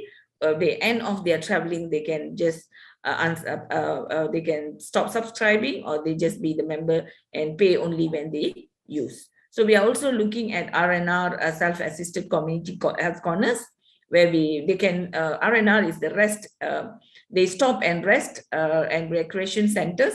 Along the highways, we have a lot of stopping centers. I think India also now practicing that, where you can actually stop to eat and all those things. We are looking at a medication dispenser, self-assisted rehabilitation centers. They can go and do some simple rehab if they feel cramp or some other thing with the doctor's consultation. Self-assisted CPR, self-assisted emergency medicine services.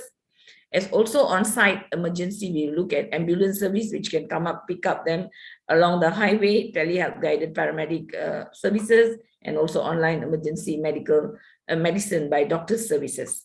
So those are all definitely needs an AI tool who actually can manage and provide the outcome, of actions of this type of services.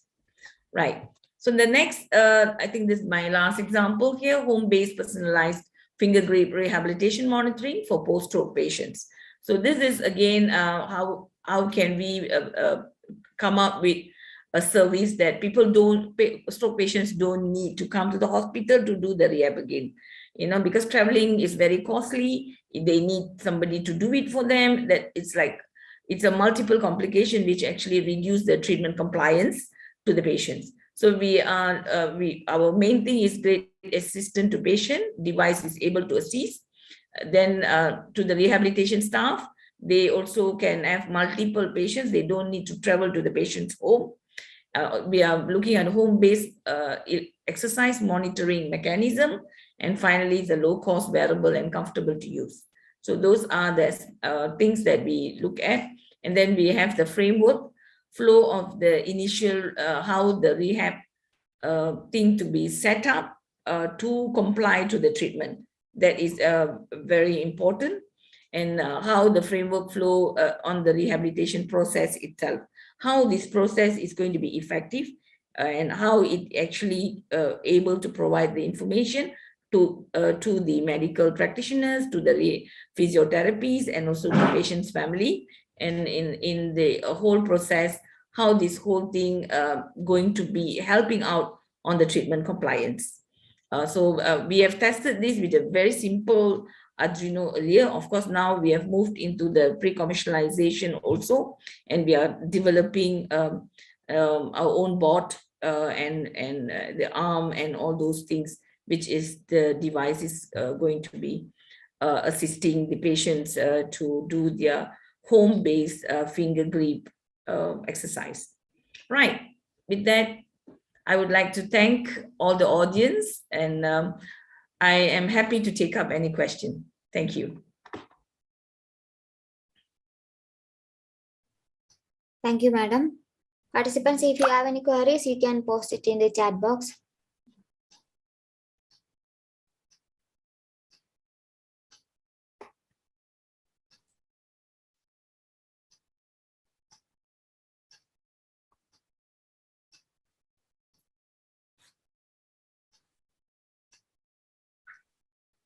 One question is there, ma'am. Yeah, which sector? Yes, ma'am. I can read it. Which sector in health deserves the AI the most? Okay, at this moment, when we look at it, the deserve the most, it's hard to justify, but the requirement at this moment is on the assistive healthcare. Assistive healthcare, it means how can we help both the medical people and also the patients to close the gap that they have in ensuring that the treatment given is effective. So this is where I think people are very interested, because when you can assure the treatment given is effective and is measurable, especially insurance companies are very interested into invest, because they can reduce the hospitalization cost, the medication cost, many things can be reduced. So that would be one of the area that you really can focus on AI, where you actually can improve the treatment cost and sustainability. And which element needs most innovation? Okay, which element? Okay, this is a very interesting question to me. When we talk about AI cannot be directly applied in a healthcare solution. It is not as simple as I can get a data and then I do deep learning, I produce some classification and I said I can classify the patients correctly. Is that really all, you know? So the element which is very important in the AI application in healthcare, it is the healthcare knowledge. When we talk about healthcare knowledge, it's very big, huge. So that is where you need to specialize yourself. Like just now in the starting of my talk, I mentioned that my specialization is in cardiovascular engineering. So I must master my cardiovascular system, which is my anatomy, my physiology, you know, all those knowledge in the cardiovascular system. It is very, very important. So that is what the important element here. It's really important. The question which element is the medical aspect of, and how do I say, the engineering aspect of medical knowledge. Example, now we have a cardiovascular system, we have heart and brain, but how do you look at your heart and brain from the engineering and computing perspective? Can you translate heart into a battery net model? Can you translate your heart, which is a biology, it is got 4 chambers, it got SA nodes and all this Purkinje muscles and everything. How can you change this into an electrical circuit? How do you translate your heart function into an electrical circuit? This element is the most important in applying AI to be effective in healthcare. Okay, then I have here, what are the big challenges we are facing using artificial intelligence in drug monitoring system? Okay, when it comes to drug monitoring system, the biggest challenge is compliance. Compliance is the biggest. Is your patient took the, I'm not sure, are you talking about drug delivery or drug, here you are looking at patient compliance. There's 2 things. Yeah, one is on the, when we talk about drug monitoring system, it can also be on the drug delivery, where you look at the production itself, or are we talking about delivery in terms of delivering it to the patient or delivering it to the patient as a medication where they consume. So we have 3 different type of things, but the challenges are quite the same. It's the accuracy.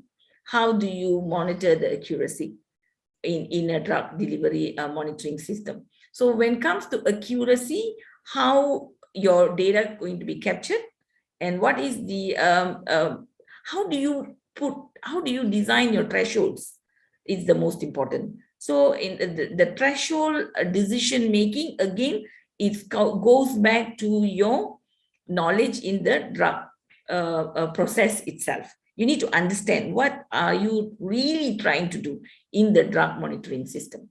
So that is where it is very crucial. Yeah. Okay. What are the treatment compliance method we can implement for COVID using AI?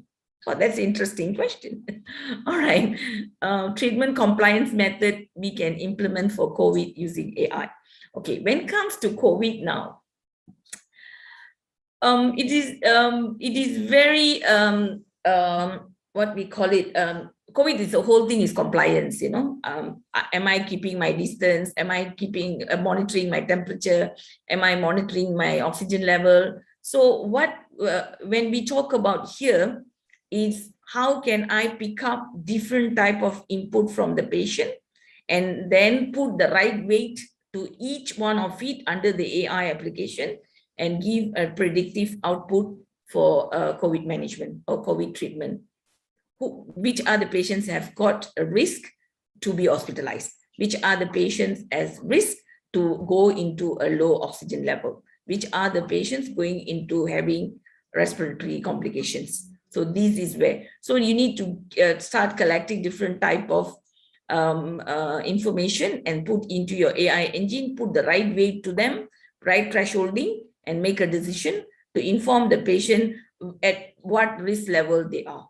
So this is going to be very interesting if we can come up with, and this differs country to country because our culture are different, our lifestyles are different, our treatment method are different. So it is very important, it has to be locally, the AI engine has to be developed for the targeted population.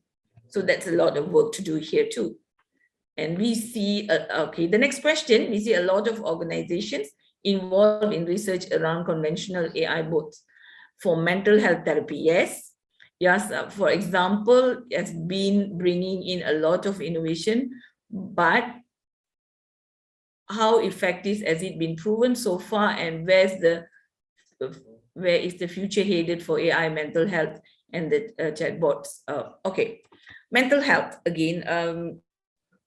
We are working with neuroscience, but we are working on epilepsy, not on mental health. I've done some studies on mental health. You see, mental health is actually a very subjective. It's not only physiology, or it's not only, you know, why they call it neuroscience. Neuroscience actually encompasses both physiology and psychology. When we talk about mental health, we talk about both physiology, psychology, and also added with emotions. We have another factor which is very uncontrollable. If you ask me how reliable it will be, what is the future? Again, this is very community sensitive, cultural sensitive, religion sensitive, it is many aspects as to come in. If a system which can provide all those different components and it can really analyze it well and start looking into aspects of an individual of EQ, it may reflect well. For example, it's like the Chinese medicine, you know. When you look at how detailed and how precise they go in the Chinese medicine treatment. In fact, I think we Indians, we have much advanced Ayurvedic, traditional medicine. We have more than what the Chinese has. But how much detail and how precise we are going in our treatment. So this is where the difference is. So for me, on mental health study, a person needs to be super informative. The team has to be very, very strong. They must have a combination of different human aspects, both the science and the arts, and also the interdisciplinary people in the team, and they can fairly bring in every aspect human needs. Because when we talk about mental health, it is actually conscious and unconscious information both need to be incorporated. And again, it differs: gender, age, race, religion, life concept, everything, it's going to have an input to it. So it's a very, very long journey. I'm not sure, I'm pretty sure I'm not going to be there maybe to observe this. It may take 50 years, it may take more than that. But it is something worth exploring, but be more specific. Choose your scope. Let's say now you are looking at mental health for children in school from a particular community, and you know what is their limitation. You are very specific, you're addressing that community, or you want to look at mental health of autistic children in a particular community. Then it makes sense, but it cannot be a broad application. It has to be a very, very specific. You check all your points well, and you can develop for a very specific application and approach. I've seen some very good tools they have developed for our Aborigines community. We have one specific, Tamian, they call it. This Aborigines, I think they only left about 450 people in Malaysia. The rest of their community is already gone. So this particular group, they cannot survive. Yeah, they go to school, they drop out. They go to work, they drop out. So they have done, they found that they need some mental strengthening, and they come up with an app now. And this has been trained for the last 3 years, and we could see now the community is picking up. They can work in one place more than 1 year. The students can stay in school. So those type of very, very specific, focused, it may work quite well in this aspect.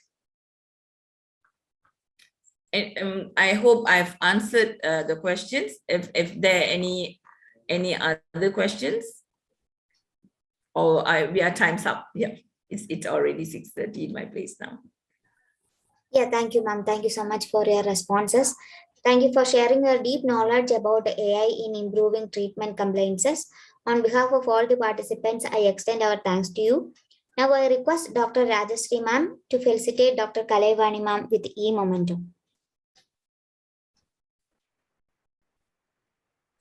Hello, good evening, ma'am, and it was really a pleasure to have you speak on the compliance part of it, and thank you so much for your efforts. I could see the way you handled questions. It was amazing, ma'am. So thank you so much. On behalf of all the organizers of this capacity building workshop funded by IEEE Region 10 educational activities that is on artificial intelligence techniques to address societal challenges. It was so very appropriate for the theme of our workshop, ma'am. Thank you so much. On behalf of us, please accept this small token of appreciation. Thank you. Thank you so much. It was a pleasure to be with your team. Thank you. Thank you, ma'am. Thank you so much. Bye. Thank you, ma'am. Next, we are moving on to the next session. The next session is on the topic IEEE resource on artificial intelligence and machine learning. Session is going to present by Dr. Dhanu Pattanashetty. I request Mr. Raghavendra, Assistant Professor, Department of EEE, SRM Ishwari Engineering College, to introduce our resource person to the audience. Once again, good evening to all the participants. Myself, Raghavendran. It is a great pleasure in introducing Dr. Dhannu Kumar Pattanashetty. Dr. Dhannu Kumar Pattanashetty is the Senior Client Service Manager at IEEE and is based out of Bangalore. Dhannu Kumar works with IEEE Explorer Digital Library customers in southern and western regions of India and Sri Lanka. He handles IEEE Explore training both on-site and via webinar and presentations. He closely works with the libraries in the universities, technical institutions, students, faculties, researchers in academic, government, and corporate sectors, and advises effective data use of their endeavors. He has a PhD in Library and Information Science from University of Mysore, master degree in Library and Information Science, and a bachelor degree in Engineering. He authored 2 papers in journal and has presented a paper in an international conference. Dr. Dhannu Kumar is with IEEE since 2010 and has worked at Thomson Reuters, Accenture, PES Institute of Science and Technology, and Information prior to joining IEEE. With all the privilege, I would like to invite Dr. Dhannu Kumar Pattanashetty for this session. Sir, the session is all yours. Thank you. Thank you so much. I just want to check if my audio is clear. Yes, sir. It's loud and clear. Right. Thank you. So let me share my screen. Can you please confirm if my screen is visible? Yes, sir. It's visible. Great. So thanks everybody for joining in. Thanks to the Arten team, organizers of this event, for inviting me. So I'm actually the staff working at the IEEE India Operations Center in Bangalore. I'm with IEEE for more than like 11 years now. So I'm the IEEE Explore person. I'm also I also belong to the IEEE Client Services team out of the marketing, sales, and design of the IEEE USA team. So thanks. Nice talking to all of you today. Maybe some of you may have heard me if you're in India. Or maybe my colleagues outside India, the client services managers. Maybe what we do is we specialize in the IEEE Explore platform itself. We handhold all the end users how IEEE Explore can be utilized or can be leveraged in day-to-day research. So we're all library and information professionals. And we're actually main focus is ensure that all the subscribing institutions of the IEEE Explore digital library utilize IEEE Explore optimally. That is the main goal of the team which I belong to. Today, as the focus is on specifically AI and ML, so there are like 4 aspects which I've taken.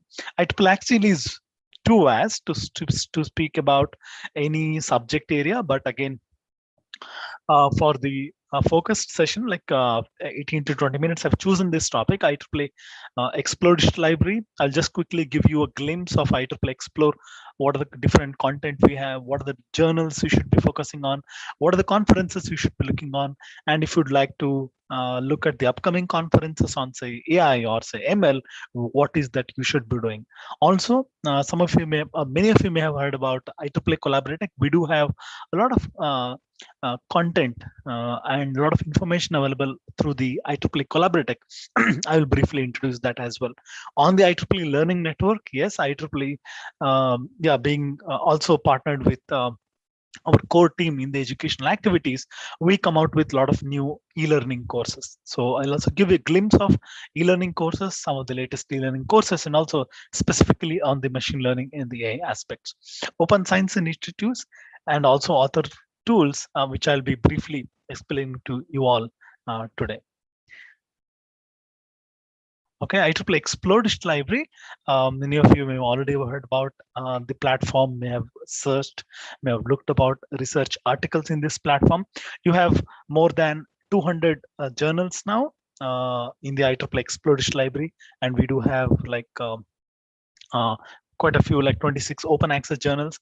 2/3 of the content is from the IEEE conferences and events. We also house the 3,900 plus standards in the IEEE Explore Digital Library.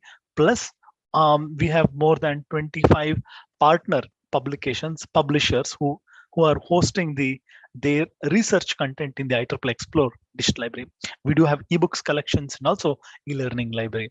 All put together, all this content set, almost like we have more than 5.4 million research document, that is the items in the IEEE Explore Digital Library. IEEE publishes 1/3 of the technical literature. We publish almost close to 5,000 documents out of the IEEE Explore Digital Library. Before I really jump into the whole topic, I really wanted to emphasize on this aspect, why IEEE Explore continues to be the #1 resource for all the technical professionals across the globe.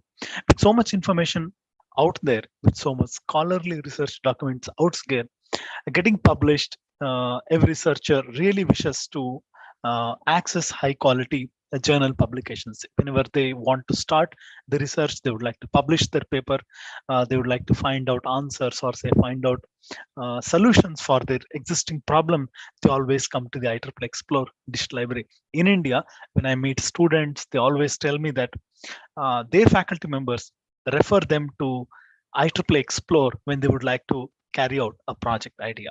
Why? Because IEEE publishes high quality content. When it comes to the citations, IEEE journals are highly cited. This has been proved time and again by Journal Citation Report, which looks at the impact the journals have made. This is published by Clarivate Analytics. We're also cited 3 times more than any other publisher. So always try and look at, maybe to begin with, you can start your search within the IEEE Explore Digital Library. So there are some of the things which I'm going to quickly take you all of you through today. AI, more than 275,000 research articles in the IEEE Explore Digital Library. So my team actually conducts like 45 minutes to 1 hour session on really dedicated search on how IEEE Explore can be searched optimally with all the different search functionalities. So today I'm going to quickly take you through some of these aspects. So when you look at the IEEE Explore itself, so as of now we have like 5 million plus documents. You can now search in the various aspects of the content, that is, say you would like to search an article or a keyword in journals, standards you can do. Also we feature authors, we feature some of the articles, etc. So here is the search functionality, the basic search, the global search box, which is a gateway to all the 5.4 million items. So when we look at research articles itself, I already done the search because I didn't want to spend some time in doing this. So close to 274,000 documents. It's not easy to go through all of these, but yes, IEEE provides so much of a vast amount of search functionalities, which will help you to really look at those articles of your interest today. Also wanted to let you know, IEEE publishes the future articles which are accepted for publication. So there are 1,813 articles which are going to get published in the future. Likewise, you can look at any of these content sets. Also, you can resort the results by looking at which is more relevant based on your keyword. Now IEEE is providing most trending research, also most popular. If you look at this, it will bring out all those articles which are heavily referred in the recent past, in the last month. So you can look at most cited by paper. So this will actually save you a lot of time. Whenever you are within your institution, or maybe signed on, maybe with the help of the remote access, just ensure that if your institution has access to IEEE, your institution name should be on top of this. Access provided by your institution name, say Nanyang Technology University. If you find this, means this is part of your subscription. You can download the articles. In the left hand side, also IEEE provides you various options to refine the content what you're looking for today. Healthcare in AI. So likewise, again, machine intelligence, we have like 19,668 articles. If I look at healthcare itself, within the artificial intelligence, there are like 3,580 articles. If I have to look at the latest publications on this topic, the healthcare in the artificial intelligence, what is the work which has been done? You can see recently IEEE has published an article, IEEE transactions on visualization and computer graphics, wherein the authors are talking about VBridge, connecting the dots between features and data to explain the healthcare models, data science for e-healthcare, entertainment, and financial. So you can actually start looking at the various aspects here. Also, on the if you look at personal space within the IEEE Explore Digital Library, I believe all of your IEEE members, you can sign into IEEE Explore, sign in on the right-hand side top to have a personal space within the IEEE Explore Digital Library. So please use your My IEEE ID and password. If you're not a member, you can sign up for a free personal account. So that actually gives you a personal space within the IEEE Explore Digital Library. We can keep tracks if machine intelligence, you would like to receive a new article alert in the future. So when the 19,669th article gets into IEEE Explore, you don't want to miss it. You can set up a search alert here. You can just say ML and then click on save. So that next time there is a new article published, you will receive an email alert from IEEE. You can also look at AI experts in the IEEE Explore Digital Library. That is those authors who have published heavily, the prolific authors, how to find out in IEEE Explore.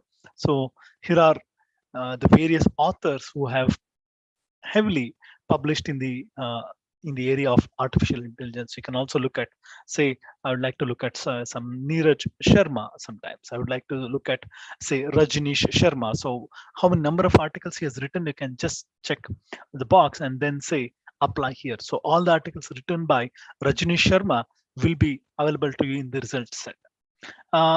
So one of the new addition, which I would like to quickly take some time to highlight today, is My Research Project. So this was launched 3 months ago. Just for your information, IEEE Explore team, we have a strong team of technical professionals who keep on talking to the end users, the librarians, the faculty members, the students, to look at what kind of feature we should add so that the platform becomes much more convenient or much more useful to them, based on, because every the user's requirement keeps on changing. So we are looking at how IEEE Explore can deliver to the next generation users. So you can now download multiple articles at one go. You can download 10 articles at one go. You can say, for example, if these 3 articles you're interested in to read, maybe you don't have time today, maybe you have an examination or some vacation coming up. Suddenly, if you look at these articles, so you'd like to park them for your future reference, you can check box and then say export.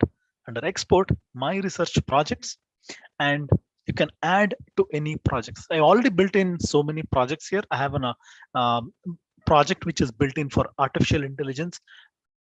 You can create a new project also. So you can create up to 15 projects, and then you can keep parking articles based on your need for future. So this one is very helpful. You can always look at all of your alerts, My Research Projects on this under the My settings.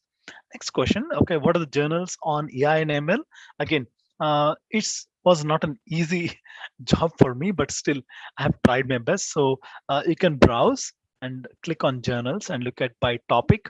So by topic, you can look at all those journals by topical areas, communications, or say computing and processing. If you'd like to look at title wise, we do have a dedicated journal on machine intelligence and pattern analysis. So, yeah. Okay.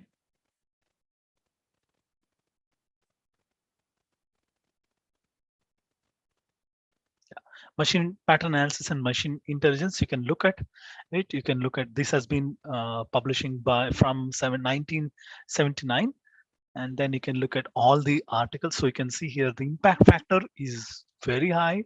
So this is one of the most referred journal in this space. You can also look at the popular, the trending articles. You can look at which articles has been accepted. These are the early access. You can look at the current issue now, the existing issue, and also you can even start downloading the entire issue. If you'd like to download all the articles at one go, you can do that. Most importantly, you can add this to my alert so that next time when the new issue is published, posted on IEEE Explore, you will receive an email alert. So add to my title alert, just ensure you're within your personal account. Next is conferences on AI and ML. So I did search with artificial intelligence. I can see here there are 110 different set of conferences. So you can see this one that is big data computing, data communication systems has been running from 2018, and recently we did publish the 2021 conference as well. If your institution has access to the IEEE Explore digital library, check out the subscription details and you should be able to access all the conference proceedings here. So just come here under browse conferences, the different set of conferences can be browsed. Upcoming conferences on AI and ML, who doesn't want to look at the upcoming conferences?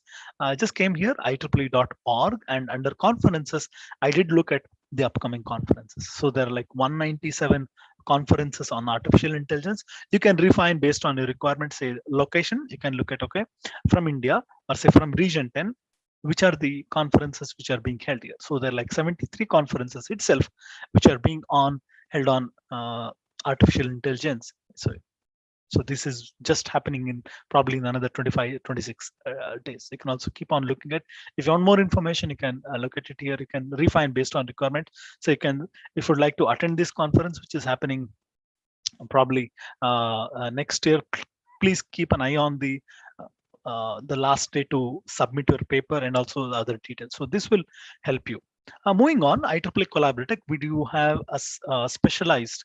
So IEEE Collaboratech, just Google IEEE Collaboratech and you will be able to find it. Just enter your my IEEE ID password or your personal account ID, then you can look at all this here. So if I just searched with machine learning, and when I search, they're like communities, you can join these communities, the future directions communities. You can also look at the events. You can also maintain a library of articles, and also there are various different aspects here. So please try and look at the IEEE Collaboratech as one of the resources as well. IEEE Learning Network, we do have e-learning courses, various e-learning courses, more than almost like 500 now. So you can also get continuing education units and also PDH, professional development hours, by taking these courses through. You can look at the latest one, the machine learning predictive analysis for business decisions. You can try and look at some more aspects, some more courses on these different areas. So you can look at, this was just released, and the this is the course page. And when we visit the IEEE Explore homepage, browse courses, this will actually take here. And if you want access to this course, reach out to your library or just leave feedback with us. One of my teammates will reach out to you. I know I have just like another 2 minutes, but I will try and finish it in the next 1.5 minutes. Open science initiatives in IEEE, from IEEE. So IEEE is now encouraging all the authors to submit additional data, maybe an algorithm through the Code Ocean, or we're also encouraging them to submit their huge data set files, that is, which are housed in the data port. You can also now look at the articles prior to the peer review itself, the first version, the draft version of the articles, which are first time submitted to the Tech Archive. And also we have 26 fully open access journals now.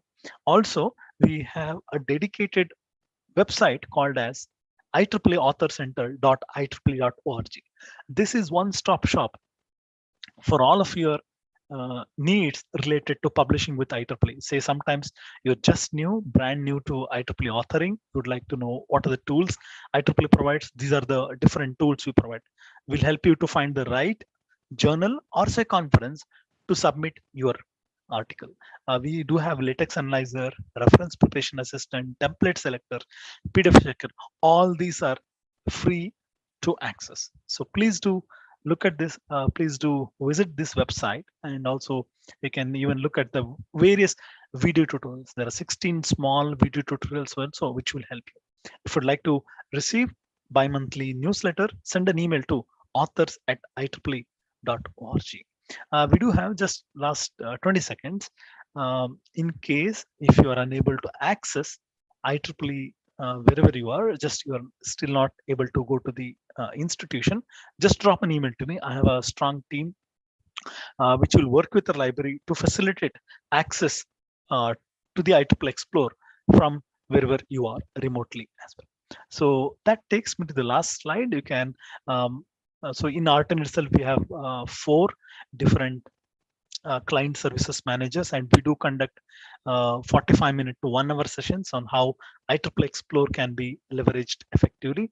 You can drop an email to training@ieee.org if you are planning to have, or if you'd like to have a session. These are all free sessions from IEEE. So please do reach out to her, and there is us, and also there are a couple of other links available here. So with that, I would like to pass it back to the organizers. In case of any questions, I'm happy to take.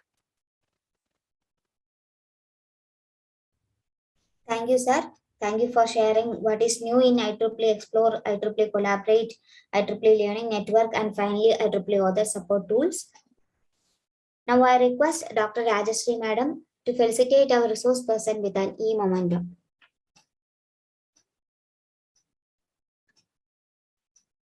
Ma'am? Yes, can you share the e-memorandum? Yes, ma'am. Good evening, Rajashree Madam. Good evening, Dhannu Kumar. And as usual, like your sessions are always very, very informative and very useful to, I'm 100% sure, to all our audience. So thank you so much for being here among us and then sharing all those information to our audience. So on behalf of all the organizers of capacity building workshop funded by IEEE Region 10 Educational Activities, I would like to share this small memento of appreciation. I would request you to kindly accept it, sir. Madam, thank you so much. Yes, thank you, sir. Thank you. Thank you. Thank you, sir. Thank you, ma'am. Now we have come to the end of technical session. Next is validatory function. I request everyone to join for the same. Thank you.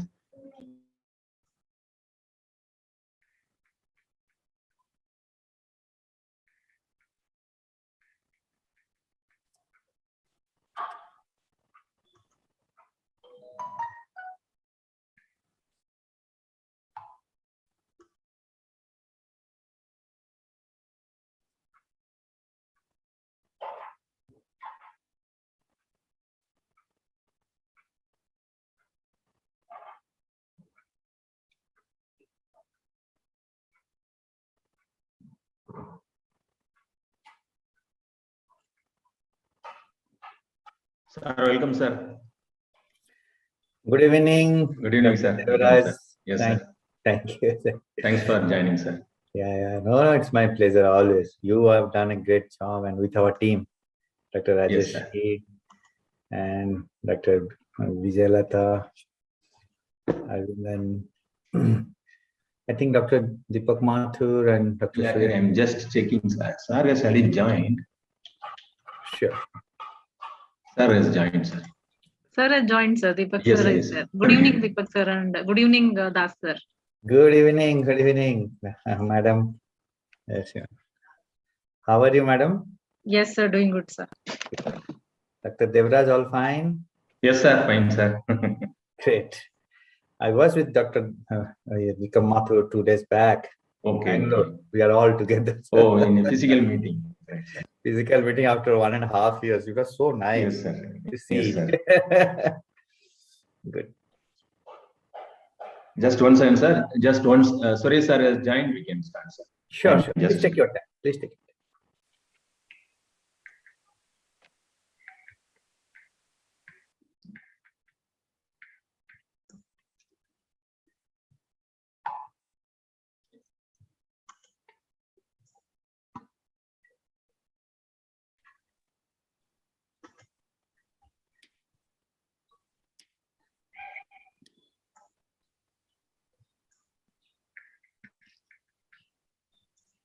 Good evening. Sir, good evening, sir. Good evening, sir. Good evening, all. Good evening. Good evening, Vijayalata. Good evening, sir. Namaste. Sir, Deepak, sir, shall we start, sir? Yes, sir, please. Yes, sir. Thank you, sir. Thank you, sir. Welcome, sir. Josephine, madam, you can start. Yes, sir. Ankita, Yeah. are you there? Just 1 second. Just check whether Aravind has joined. Mr. Aravind.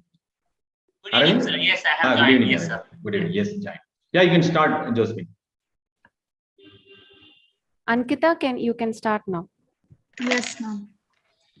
A very good evening to one and all present here. I, Ankita Sandole, student volunteer, IEEE India Council, welcome you all for the valedictory function of IEEE R10 EAC sponsored capacity building workshop on artificial intelligence techniques to address societal challenges, organized by IEEE India Council Educational Activities Team in association with IEEE Madras Section, Pune Section, Education Society, Hyderabad Section, and Young Professionals, Madras Section. Over to you, Sophia.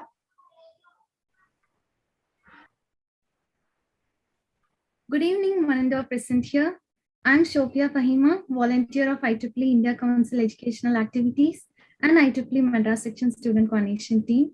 I take this opportunity to welcome each one of you to the valedictory function of IEEE R10 EAC sponsored capacity building workshop on artificial intelligence techniques to address societal challenges, organized by IEEE India Council Educational Activities Team in association with IEEE Madras Section, Pune Section, Education Society, Hyderabad Section, and Young Professionals, Madras Section. This is an immensely pleasant evening for us. The actively growing participation of students and members from different parts of the country affirms the relevance and meaningfulness of this workshop. Words may inspire, but actions create change. I consider it a privilege to welcome the chief guest of today's valedictory function, Mr. Deepak Mathur, Director, IEEE Region 10. We also have in our midst Dr. Suresh Nair, Chair of IEEE India Council. A warm welcome to you, sir. I'm glad to welcome our Dr. D. Devraj, Vice Chair, IEEE India Council. I also extend a warm welcome to Dr. Debabrata Das, Chair-elect, IEEE India Council. I would like to welcome Dr. Rajshri Jain, Secretary, IEEE India Council, and welcome Dr. Y. Vijayalata, Vice Chair, Student Activities, IEEE India Council. We also have Mr. A. Aravindan, Chair, YP, IEEE Madras Section. A warm welcome to you, sir. I extend a warm and gracious welcome to all our volunteers and participants, without whom the event cannot be successful. Once again, I welcome you all. Thank you so much and have a great day.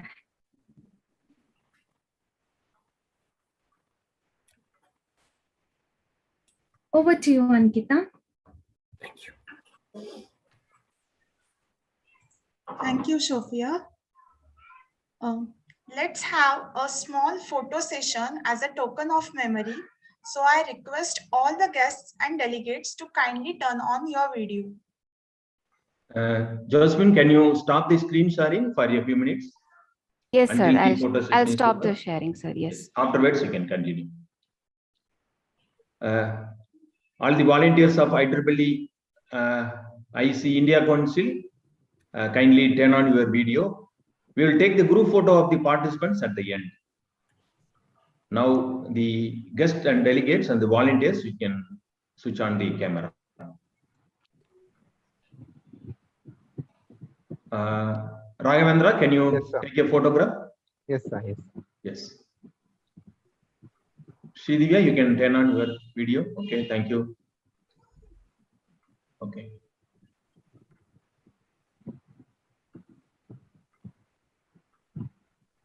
Raghavendra, taken? Yes, sir. Just a minute, sir. Oh, thank you.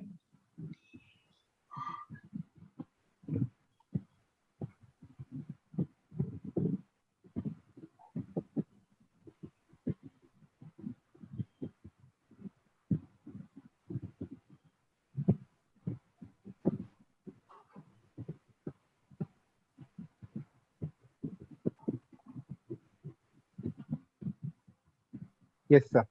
Thank you. Yeah. Josephine, you can move on to the next agenda point. Thank you all for the photo.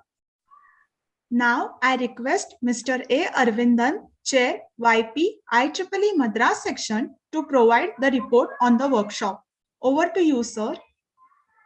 Thank you. Thank you. Good evening to all the esteemed guests from all the way from the region leadership, India Council leadership, and the section leadership. It gives me an immense pleasure to actually share the report of the 3-day workshop that we have conducted on the topic artificial intelligence techniques to address societal changes. So on this report, I want to quickly share the title, the resource persons, and the topics that we discussed, and it has offered immense learning for the participants as well. On the first day, we had 2 sessions. The first session was on artificial intelligence and machine learning techniques presented by Dr. Manish from IBM India. And the second session was implementation of artificial neural networks using MATLAB. This session was presented by Mr. Akhil Gopinath and Dr. Dev Singh Deo, both from MathWorks. So some of those topics discussed during both these sessions was understanding the emerging technologies, the importance of IoT and AI techniques in solving real-life problems, the scope of AI in academia and industry, artificial intelligence workflow in MATLAB, and the deployment on different platforms. So this was all about the day 1. On the second day, we had 3 sessions, actually 4 sessions. So the first session was on microarray data analysis using machine learning algorithms by Dr. P. Ganesh Kumar.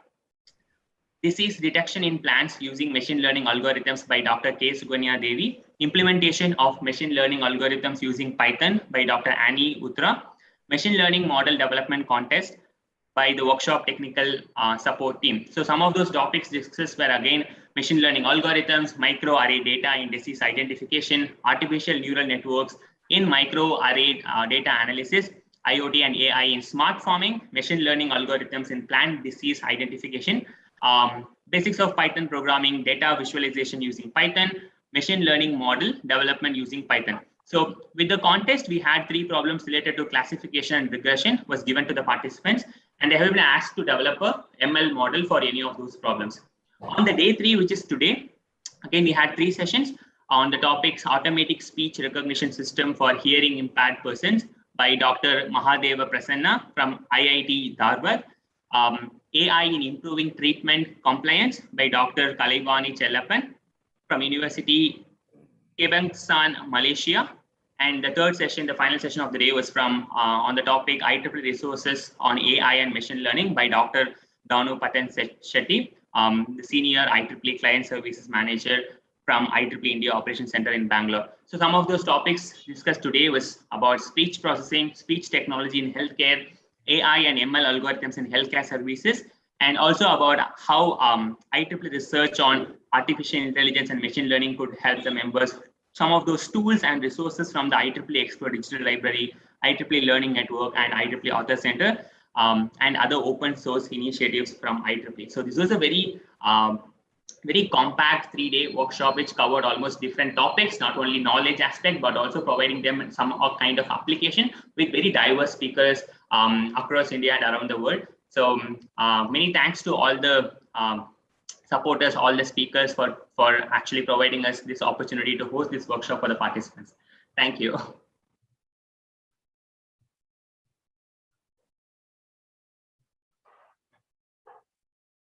Good, well done. Thank you, sir. Thank you. Thank you, sir. Now I request Dr. Rajeshri Jain, Secretary IEEE India Council, to introduce Dr. Devabhadra Das, Chair, Elect IEEE India Council. Over to you, ma'am. Thank you, Sophia. It's my privilege to introduce Dr. Devabhadra Das, Chair-elect IEEE India Council. Dr. Das is serving right now as Director IIIT Bangalore, and he has received his PhD from Indian Institute of Technology, Kharagpur. He also has served as Dean Academic and R&D at IIIT Bangalore. Before joining IIIT Bangalore in 2002, he had served at GS Sanyal School of Telecommunication at IIT Kharagpur, and later at Kirana Networks in New Jersey, USA. He is the principal investigator and nodal officer of the project under National Mission for Interdisciplinary Cyber Physical Systems in the areas of advanced communication system from DST, Government of India. Sir is also co-PI of a project from Tejas Network on network node reliability. Prior to this, he was PI of multiple sponsored projects from Intel, Hewlett-Packard, then Microsoft, Motorola, Nokia, etc. So he has more than 180 peer-reviewed papers in different. I'm actually cutting short, sir. So Yeah, please make it short. You can 180 stop peer-reviewed, now. no, sir. 180 reviewed papers in different transaction journals and international conferences. Sir has received 6 Best Paper Awards. He has 3 US Indian patents and 12 more are in pipeline. So his wireless team has contributed ideas to IEEE wireless broadband standards. So he has received Professor K. Srinivasan Memorial Award in 2017 for excellent teaching in the areas of telecommunication from IETE. Sir is also recipient of IEEE Region 10 Outstanding Volunteer Award in 2020. So Global IEEE MGA Achievement Award in 2012 and Outstanding Volunteer Award IEEE Bangalore section in 2008. He is a fellow IETE, fellow IE, and senior member IEEE. So he was a recipient of HP Endowment Chair Professor in IIIT Bangalore. He was chairman of IEEE Bangalore section in 2017, and currently, sir is chair-elect for 2021 IEEE India Council. He is a board member of IIIT Bhubaneswar. Sir is also a member of technical steering and many other committees of different government organizations and non-government organizations. So join me in with an applause. Please welcome Dr. Das for this session today. Thank you. Thank you. Welcome, sir. Welcome, sir. Dr. Rajeshri Jain for such a kind introduction. And thank you, sir. I am really, really grateful to you for your so much patience. Thanks a lot. And thanks to Dr. Devraj for inviting and so meticulously planning the whole event. And before I go to my next step, let me thank IEEE Region 10 Educational Activity and IEEE India Council, and also IEEE Madras section, IEEE Pune sections, and IEEE Education Society of IEEE Hyderabad section, and IEEE Young Professional Madras section, who jointly hosting this workshop. It is a great, great contribution from all these parts. And also our Region 10 Director, Deepak Mathur, who was also going to attend this meeting, and also he's there. So thanks to him for attending. Also Dr. Chun Chi, who's our IEEE Region 10 Director for the elect for attending this. Dr. Suresh Nair, who is the source of all our guidance and energy, and Chair of India Council.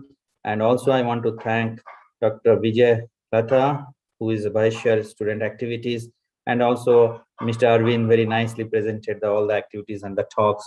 Thank you, young man, giving a lot of push to this kind of work. So wonderful to see that. And all the volunteers to these workshops. And I am going to talk to the participants about a very important thing very quickly, because I have given only 5 minutes. So I will ignite their brain and leave the ignited brain with my 3 to 4 minutes of talk. The topic of this workshop is very interesting and pertinent to the time. It is artificial intelligence techniques to address social challenges. This artificial intelligence, machine learning, deep learning, all these things are going around everywhere.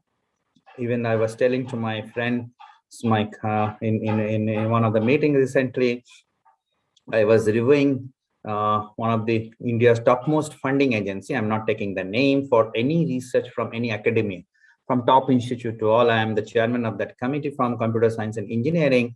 We received around close to 200 proposals from the top institutes. Out of the 200, I was looking at the titles of the proposal very recently, only day before yesterday we finalized that.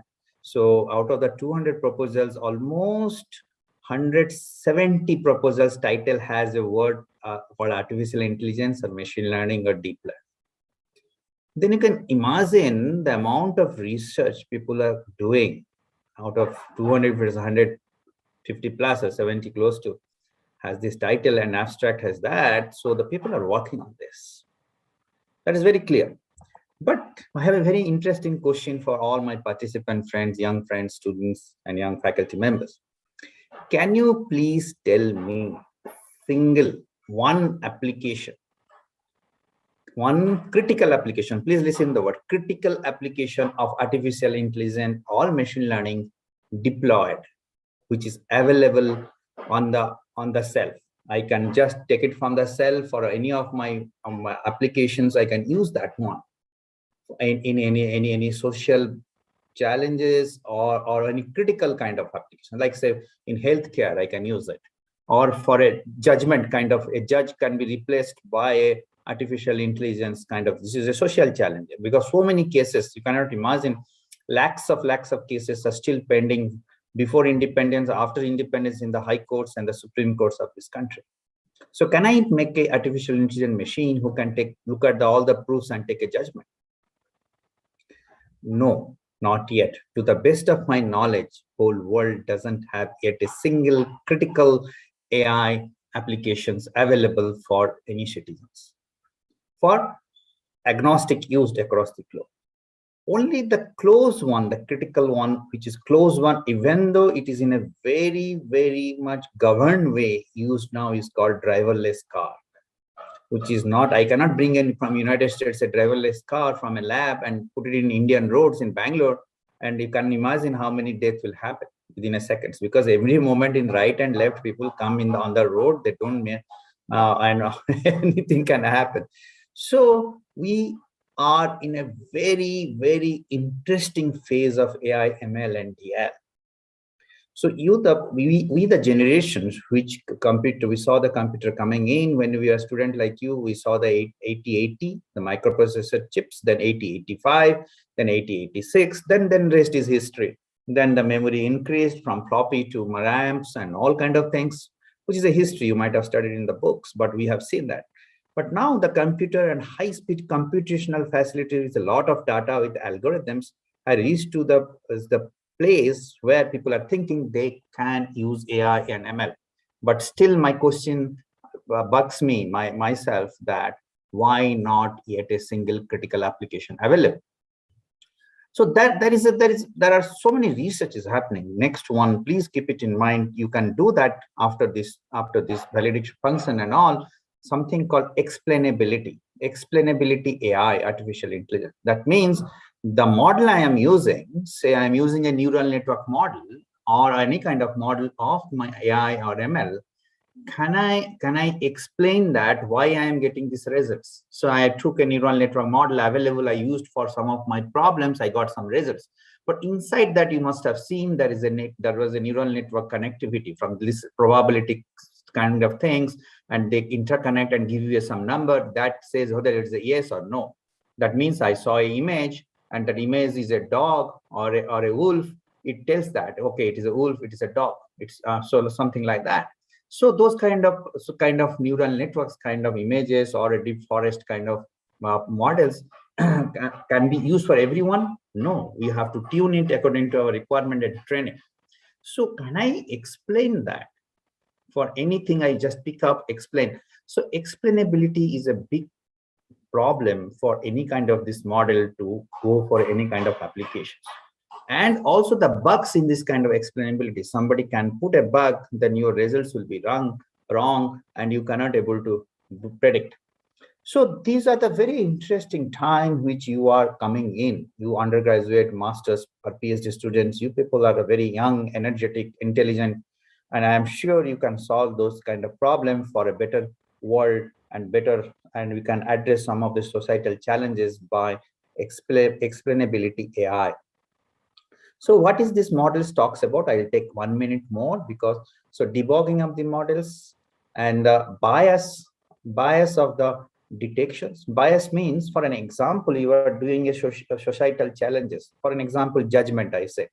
So if I look at the United States, somewhere I'm not talking about my country because it is a very, I have to keep it away from this discussion. I'm saying US. If in US they made in a probabilistic kind of thing, a modeling that if somebody looks color-based, color-biased, or a gender-biased into the AI, so it may not be always true.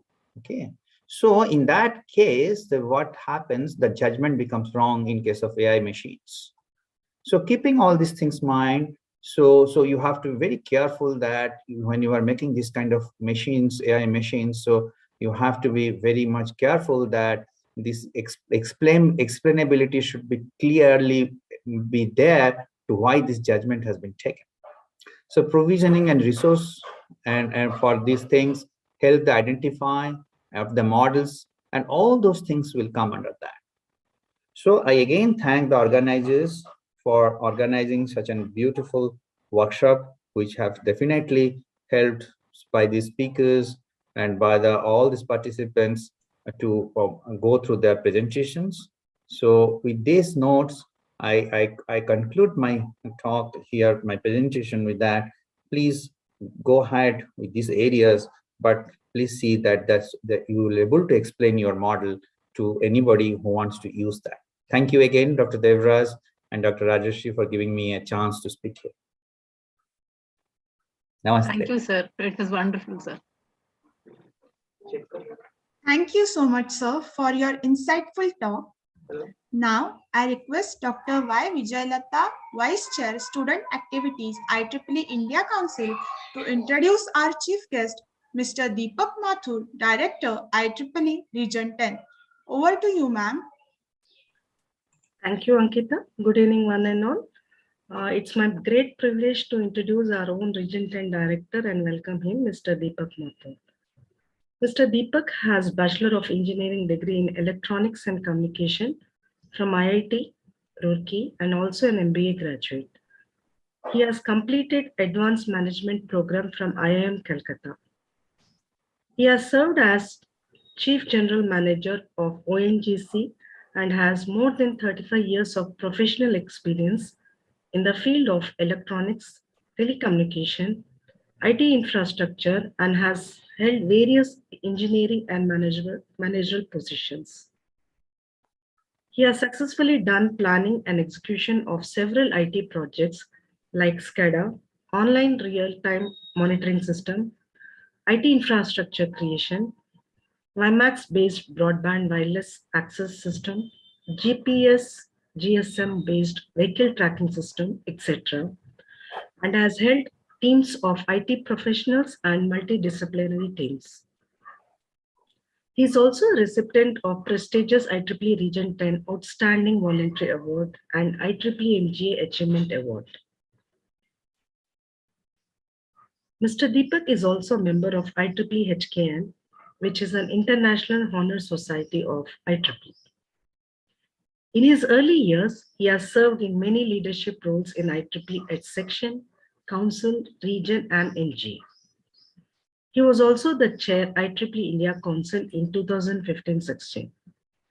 Mr. Deepak Mathur is currently director of IEEE Region 10. Welcome you, sir. Welcome to this valedictory function. Over to Deepak, sir. Dr. Vijayalata, thank you very much. Thank you very much for thank you, sir. Such a generous introduction. Thank you, Ankita, and thank you, Sophia, for being the MC. And thank you, Arvindan, for sharing the excellent report of this program and very impressive 3 days program with notable experts. So thank you, Arvindan, for sharing that. And my fellow IEEE volunteers and all dear participants, namaste to you all. And thank you, Dr. Devraj, and thank you, IEEE Madras section for the invitation. I am really glad to be part of today's valedictory function of capacity building workshop on artificial intelligence techniques to address societal challenges, which is supported by IEEE Region 10 Educational Activities. I am happy to see that you have been selected for this particular support. As far as capacity building is concerned, we are already doing capacity building, but we need to make it more systematic and structured with better documentation. For example, peer learning, if we talk about, we do through sharing of best practices. We organize programs for leadership for our students, YP and WI. And this program is perfect example of collaborative planning. So we are already doing capacity building, but let us brainstorm how to take capacity building to next stage. And such programs which we are organizing like this can serve as the platform to start a discussion. So please share the outcome from this capacity building workshop so that we incorporate lessons learned in our future programs at Region 10 level. The another aspect which I would like to emphasize is that there is a need to bring discussion on such topics from the perspective of current and future jobs. And I suggest to incorporate such practices in all our future endeavors. So to look at future, we require vision and lots of brainstorming with diverse group of people. And I will recommend to involve industry professionals to get realistic and holistic view. And I'm always appreciative of the dedicated efforts of our volunteers all across the Region 10. And I must appreciate the effort of the team of Region 10 educational activities under the thoughtful leadership of Dr. Preeti Bajaj, who has come out with many innovative proposals to boost educational activities in the sections of Region 10. And this capacity building workshop is such an effort and initiative in that direction. And in Region 10, our thrust is on collaboration. And we have learned that the collaboration is one of the very important aspects of any success. So we are promoting collaboration among activities, collaboration among section chapters, and collaboration among sections. So I'm glad to see that the sections in India have come forward to collaborate to do this capacity building workshop jointly. And I appreciate Association of IEEE Madras section, Pune section, Education Society of Hyderabad section, and YP Madras section for joining hands together for the common goal. And if we talk about the pandemic has been really a great teacher to all of us. And during this pandemic, we all have learned to do events virtually, effectively and efficiently. And we also know about the various opportunities coming from challenges posed by COVID-19 pandemic. And I'm really happy to see that we are engaging more members through online activities. And we found that there are no geographical boundaries when we are online. So you see that the Professor Das is joining from Bangalore, Dr. Nair is joining from Kerala, and I'm joining from Gujarat. And many of your participants and many of your speakers might be joining from the overseas. So in online events, we are getting many experts from other countries, as we are just talking about, and which otherwise was not possible in our in-person event. So we have expanded our outreach from the perspective of both the speakers as well as participants. So now we are planning one step ahead in collaboration. I'm talking about Region 10, that is in inter-region collaboration. And we encourage you to collaborate with sections of other regions. Till now, we are collaborating with the sections of our own region or our own country, but let us go one step ahead. And this is also a way to be diversified. As I always say that with diversification, we bring diversity of thoughts, diversity of ideas, and most importantly, we get unique best practices from diversity. And in 2022, we are planning to involve other regions in our activities at region level. And apart from the collaboration, if I talk about the Region 10's focus, so our focus is on value-added programs. Hopefully, many of you might have attended various programs of Region 10, which are innovative, especially many such programs have been created this year only, with lots of value add for members as well as for participants and volunteers. Educational activities, professional activities, WI, student activities, YPs, and many more activities have joined hands together this year and have added great value through new programs. And I'm sure you might have attended Region 10 Talk, then Sparkler Summit, CLAP by YP, and many more. So our philosophy at Region 10 is member value creation. Let our programs create value to address member recruitment and member retention. I strongly believe that sustainable membership growth comes through value-added programs. And there is also a strong need to make our young members aware about the resources being offered by IEEE so that they use IEEE resources for their development and stay with IEEE. And that is the real sustainability. We are also promoting one important initiative of IEEE under Region 10, and especially under Region 10 educational activities, that is reaching local. I don't know how many of you are knowing this. Because of great diversity in Region 10, many countries of Region 10 use other than English as their official language. And many of our members in such countries are comfortable in their own local language. So IEEE is encouraging you to organize program in your own language, and please make use of this opportunity. So with these thoughts, I would like to conclude once again by thanking and congratulating each one of you for all your efforts in making this program a grand success. Thank you very much. Thank you so much, sir, for your inspiring and kind words. I hereby call upon Sophia to proceed further. Thank you. Now it's time to announce the winners for the competition. Participated in the workshop. Let me tell you that winning and losing is a part of the game. Most important thing is that you took the challenge. Now I request our chief guest, Mr. Deepak Mathur, Chair of IEEE Region 10, to felicitate the winners.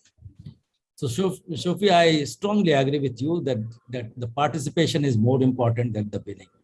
So, yes, sir, absolutely. So I also request each and everyone who have participated, they really deserve the appreciation and they should also be congratulated. So would you allow me to start from telling the name from the third prize, or would you like that I should tell first prize first? Can you show that? We have ordered it in the first, from the first prize onwards. Okay. Yes, sir. Okay. So I would like to congratulate Achal Kaushik. Achal Kaushik comes from Bhagwan Parshuram Institute of Technology, Delhi, for being the first prize winner. And I think this is the case study competition. So congratulations, Achal. Thank you, sir. Thank you. Thank you very much. So keep doing good work and keep inspiring others, Achal. Yes, sir. Definitely. Yes. I mean, I'm really blessed. I mean, coming over to this workshop because I realized that so much of diversity have been told over here, and in fact, I could find it out that in fact, really the societal changes that are being actually told over here, that diversified from say plants, from medical. I mean, at one platform we are able to identify so many things and so many ideas. So I believe that this would really help participant in long way. Thank you very much, sir. Once again, many congratulations. Thank you. Thank you. So now I would like to announce the name of the second prize winner. So second prize winner for this case study competition is Sethu Selvi. She is from Ramayya Institute of Technology, Bangalore. So Sethu Selvi, many congratulations to you, and you also keep up your good work and keep inspiring your colleagues and friends. Thank you, sir. Would you like to say a few words? Yeah, it was really interesting to participate in this. I gained a lot of experience by doing the case study so that I understood how to do the programming and apply for different applications through this workshop. Thank you. I take this opportunity to announce the third prize winner. And third prize goes to Krupaswamy Pandian. And Krupaswamy Pandian comes from Yes, sir. Yeah. Can you tell the name of your organization? My name is Krupaswamy Pandian. And the name of your organization? Kalasalingam. Yes. So many congratulations to you, Krupaswamy. Thank you. Thank you so much. Yeah, say few inspiring words for others. Yeah, yes. Actually, on behalf of all the participants, I really thank for hosting this wonderful workshop. Through this workshop, I learned a lot about machine learning and AI techniques, and also the workshop also explain about some passion and manage the Python programming. And we have a lot of chance to hear Good. Thank you, Kripasamy. Thank you very much. I enjoyed a lot. Yeah, thank you. Your voice is not very clear, so I would like to thank you, and you also keep inspiring others and keep up your good work. Yes, sir. Thank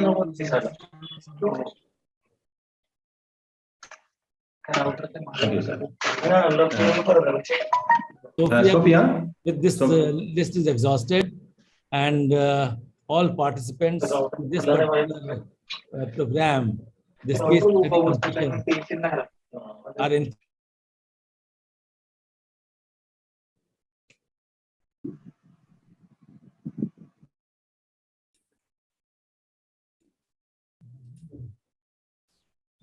Sir, you can unmute, sir, now. Yes. Thank you very much. I have done my job. Yes, thank you, sir. Sophia, before you move on to the next agenda, I have one more thing to share. See, this case study competition was open to all the participants. In fact, out of the 200 plus participants, 11 participants have participated in that competition. Out of that, we have announced the 3 winners. I would like to appreciate the efforts taken by the other participants also. So I would like to read out the name of the other people who have participated. Apart from these 3, the other people are Ms. Sivani Venkatesh, Mr. S. Venkatesh, Aparna Balu, Haldurai, Avanchia Mahalakshmi, Dr. Suganti, Ankita Pandey, Ashi Sharma, Kavita, Yelango Karpasamy, Aparna Balasu. Yes, Aparna Balasu. So these are the other people who have participated. We would like to appreciate all your efforts. Thank you. Sophia, you can move on to the next agenda. Yes, sir. Thank you. Thank you, sir. And thanks for the feedbacks from the winners. Participants can share your feedbacks now too.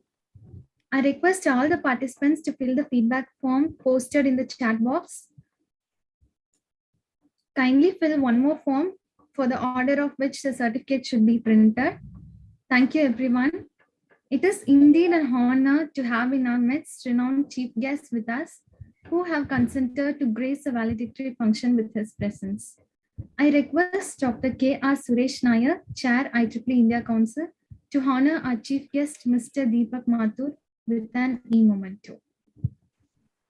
Yeah, it's my pleasure to present this memento, sir. Thank you for joining. It's my pleasure to receiving from you. Thank you, Dr. Devraj, for inviting me, and thank you, sir. And I'm really sorry I could not attend the inaugural because of so many conflicts. I know that Dr. Suresh Nair also is going to attend another meeting just after this, and I have got my own sections meeting. Yeah. So virtual bird is keeping all of us very busy. Very busy. Yeah. Great. Thank you, sir. We also request Dr. Suresh Nair to share a few words with us. Oh, thank you, Sophia. So, respected Mr. Deepak Mathur, Dr. Debagita Das, and Dr. Vijayalata, Dr. Rajshri Ma'am, and all Mr. Arvind, and specifically Dr. Devraj. It's a very good evening. Thank you very much, Mr. Devraj, for organizing such a wonderful workshop, which, the feedback is what matters. We have learned, or we have heard from the participants what they felt about and about the workshop. That is very important. I understand that more than 250 people have participated in this one. That is because, one reason is like the subject is like that. I think everybody wants to now learn what is artificial intelligence, what is machine learning, deep learning, and things like that. This is into every domain, including healthcare, assisted technologies, even defense and aerospace, and it's all getting into everything.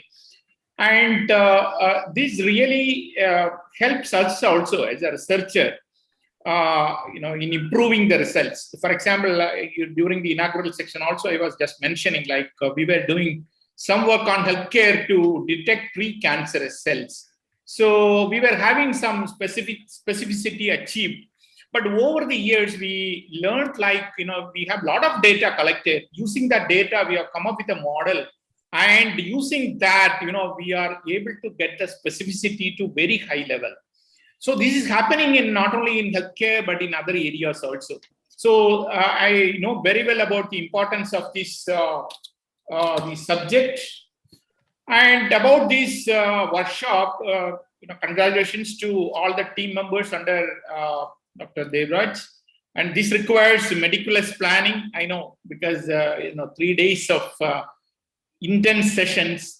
You have to arrange all the resource people, you have to plan the sessions and things like that. And over and above, I was very much impressed on the case study competition. See, normally, we listen to all these workshops and then, finally we will ask, okay, can you share the presentation, the slide? No, that's what it happens. I am not very sure anybody will again go through unless you are doing some research in this area. So for the sake of it, we normally ask, like, okay, can you share the slides? But here, when you are having the competition, they are really using what they have learned through the workshop. I would like to congratulate Mr. Achal Kaushik, Sethu Selvi, as well as Karapasamy Pandian for, bagging first, second, and third positions, and all the 11 participants for participating, because that is very, very important. And during the inauguration, Professor Yagna Narayana was talking. Actually, he was opening up a lot of things which confused many of the youngsters. That is because he was at a very high level. So he was always talking about human intelligence. Whether are we coming to a level where the human intelligence is mimicked by artificial intelligence? So that is what his question was. I think that is a very valid question. I think it should have already, at least in my mind, it thought-provoking thinking on what can we do? Are we able to achieve that level? I think once we achieve that level, I think there will be some other science or technology which acts like a human. That will take a lot of time. Now, even though a lot of research is happening, but I'm very sure that's what the professor was talking about. I'm very much impressed by that thought-provoking idea. And I request all the participants to use the wisdom, whatever you have learned through this workshop, not only to publish papers, subsequent papers, but also to bring in some societal changes. That's what I always used to emphasize on. It is not only just publishing papers. Publishing papers, we will add our resume, CV will go in a nice way. But what is expected is, like, whatever we learn, translate into societal application, direct application. With that, I think I would like to thank all the participants as well as the organizers, and thank you very much for having me also in this session. Thank you. Thank you so much, sir, for your kind and thoughtful words. A graceful occasion cannot conclude without acknowledging the efforts of all the members who participated to make this event successful. So now I request Dr. D. Devraj, Vice Chair, IEEE India Council, to propose the vote of thanks. Thank you, Sophia. Good evening, all of you. We have come to the end of one more activity by the educational activities team of IEEE India Council. It is the time to thank each and every people who were involved in the successful organization of this event. First, I would like to thank God for the blessings He has showered on us in our endeavor. Next, I would like to thank the chief guest of the inaugural function, Mr. Deepak Mathur, the director, IEEE Artan, for the time he has spent. As mentioned by the director, we have invited him for the inaugural function. He was unable to come, but still he had accepted our invitation. He himself has suggested to join the valedictory function. We are extremely thankful to you for the time you have spent. In fact, he is like our senior mentor to us. Whenever we had some issues or difficulties, we used to share and used to guide us.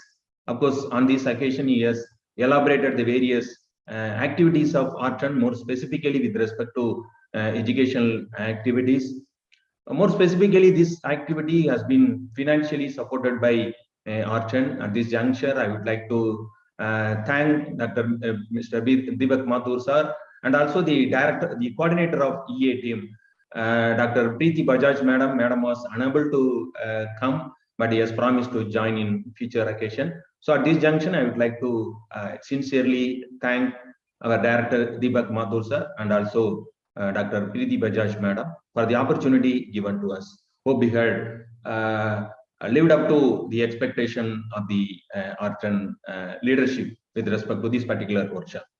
Next, I would like to thank Dr. Suresh Nair sir. In spite of his tight schedule on this day, he has finally agreed to come. In fact, I have been pressurizing him for the past 2 days.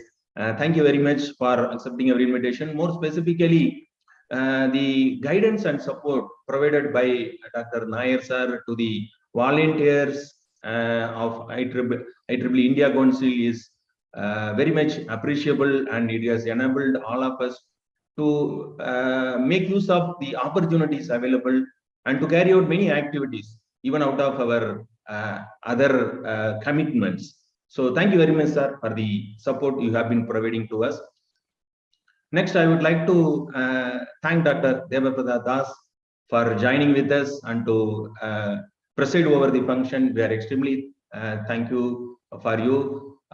We are very much thankful to you for all the support you are providing and all the support you are going to provide to us in future also. More specifically, sir has mentioned about the important aspect of interpretability during his speech. It's a very important thing which the youngsters can look into it as part of their research work. Thank you very much, sir, for your joining with us and for the wonderful speech.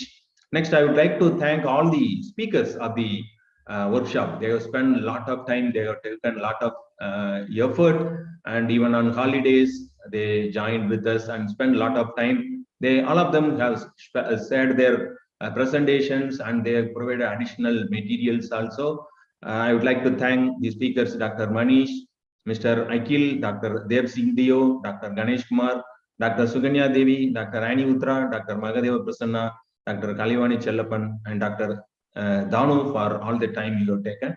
Apart from that, I would like to thank the inaugural speaker, Dr. Yagna Narayana, for his thought-provoking speech, and also to the keynote speaker who showcased the different applications of AI in the medical field. So I would like to thank all the speakers for the time they have spent. Next, I would like to thank the other leaders of the other associated IEEE OUs.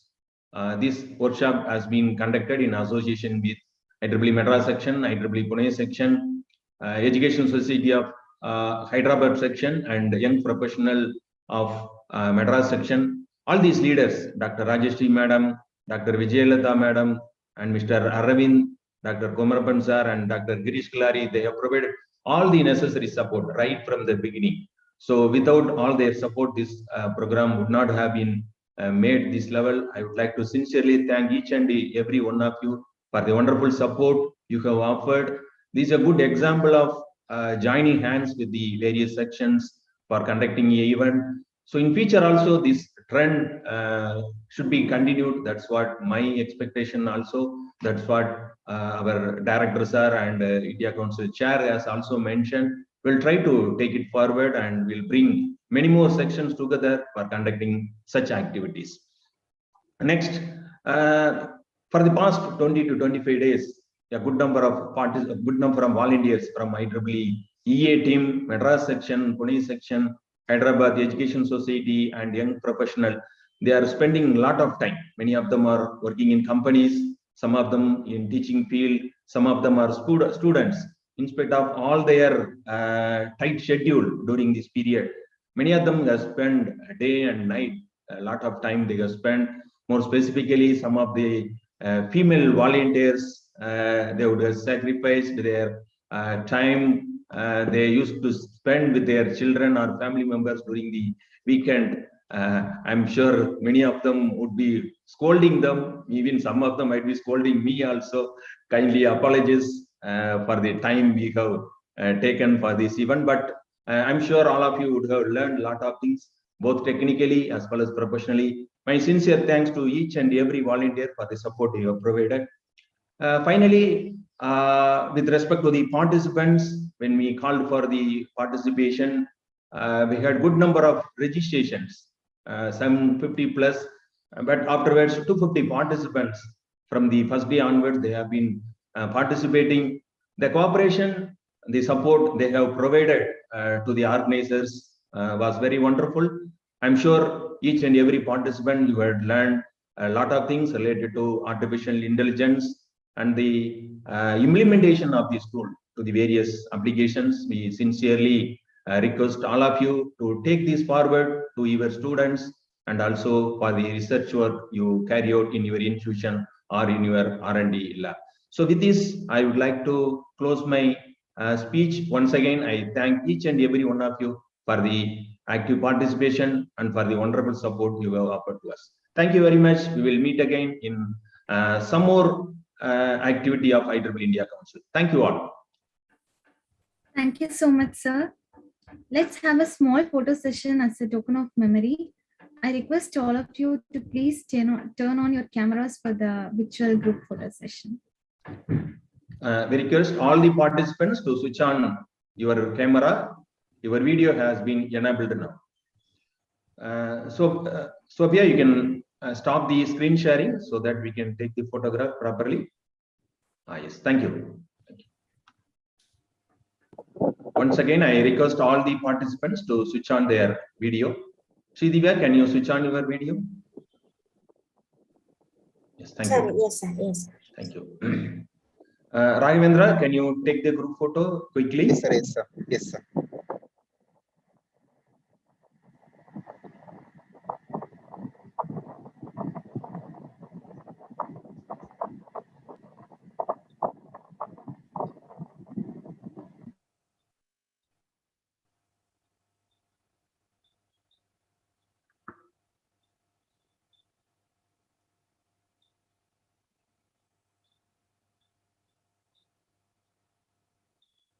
How many pages, Raghavendra? 5, correct? Yes, sir. 5 pages. Okay.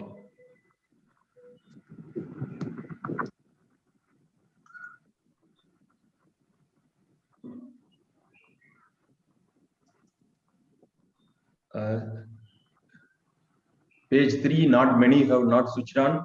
Once again, I request all the participants to switch on your camera. Your video has been enabled. Kindly switch on your camera.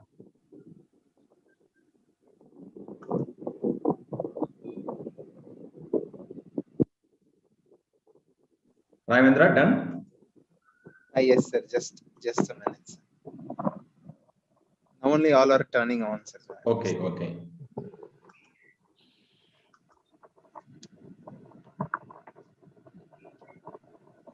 Once again, we request all the participants to switch on the camera.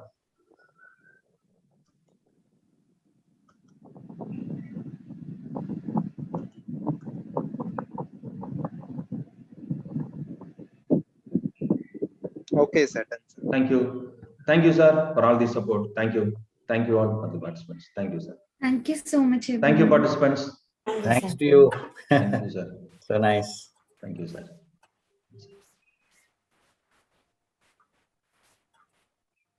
Sophia, you can share the feedback form to the participants.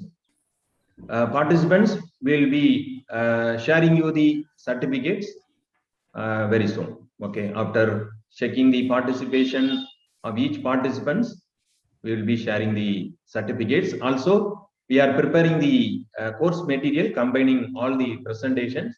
We will share you through email very soon. Right? Thank you. Thank you all. Participants, kindly fill both the forms. Thank you, everyone. Thank you. Thank you, madam. Thank you, Rajlakshmi, madam. Thank you, sir. It was very, very well organized. Thank So you, very madam. micro details you have taken care. Very well, sir. In fact, some things we learned from our previous capacity building workshop also. You had given a lot of training to us during that period. Even though I was not there in all those meetings, Yeah. We could learn a lot of things from that initiative. Absolutely, also. sir. And Thank you, that's the madam. beauty of collaboration, sir. Correct. Thank you, madam. Thanks for Thank this. you, sir. Thank you. Vijayalada, madam. Thank you, madam. Aravind, thank you very much. Volunteers, thank you all for the wonderful support. We'll meet again in the next event. Ashwin, thank you. Yeah, thank you, sir. Thank you for this. Thank you. Raghavendra, you can wait for some more time until they complete their feedback. Once the feedback form is filled, you can close the session. Okay. Until now 5 you minutes. can. Yes. Now you can stop the YouTube recording. live streaming and recording. Yes. Thank you.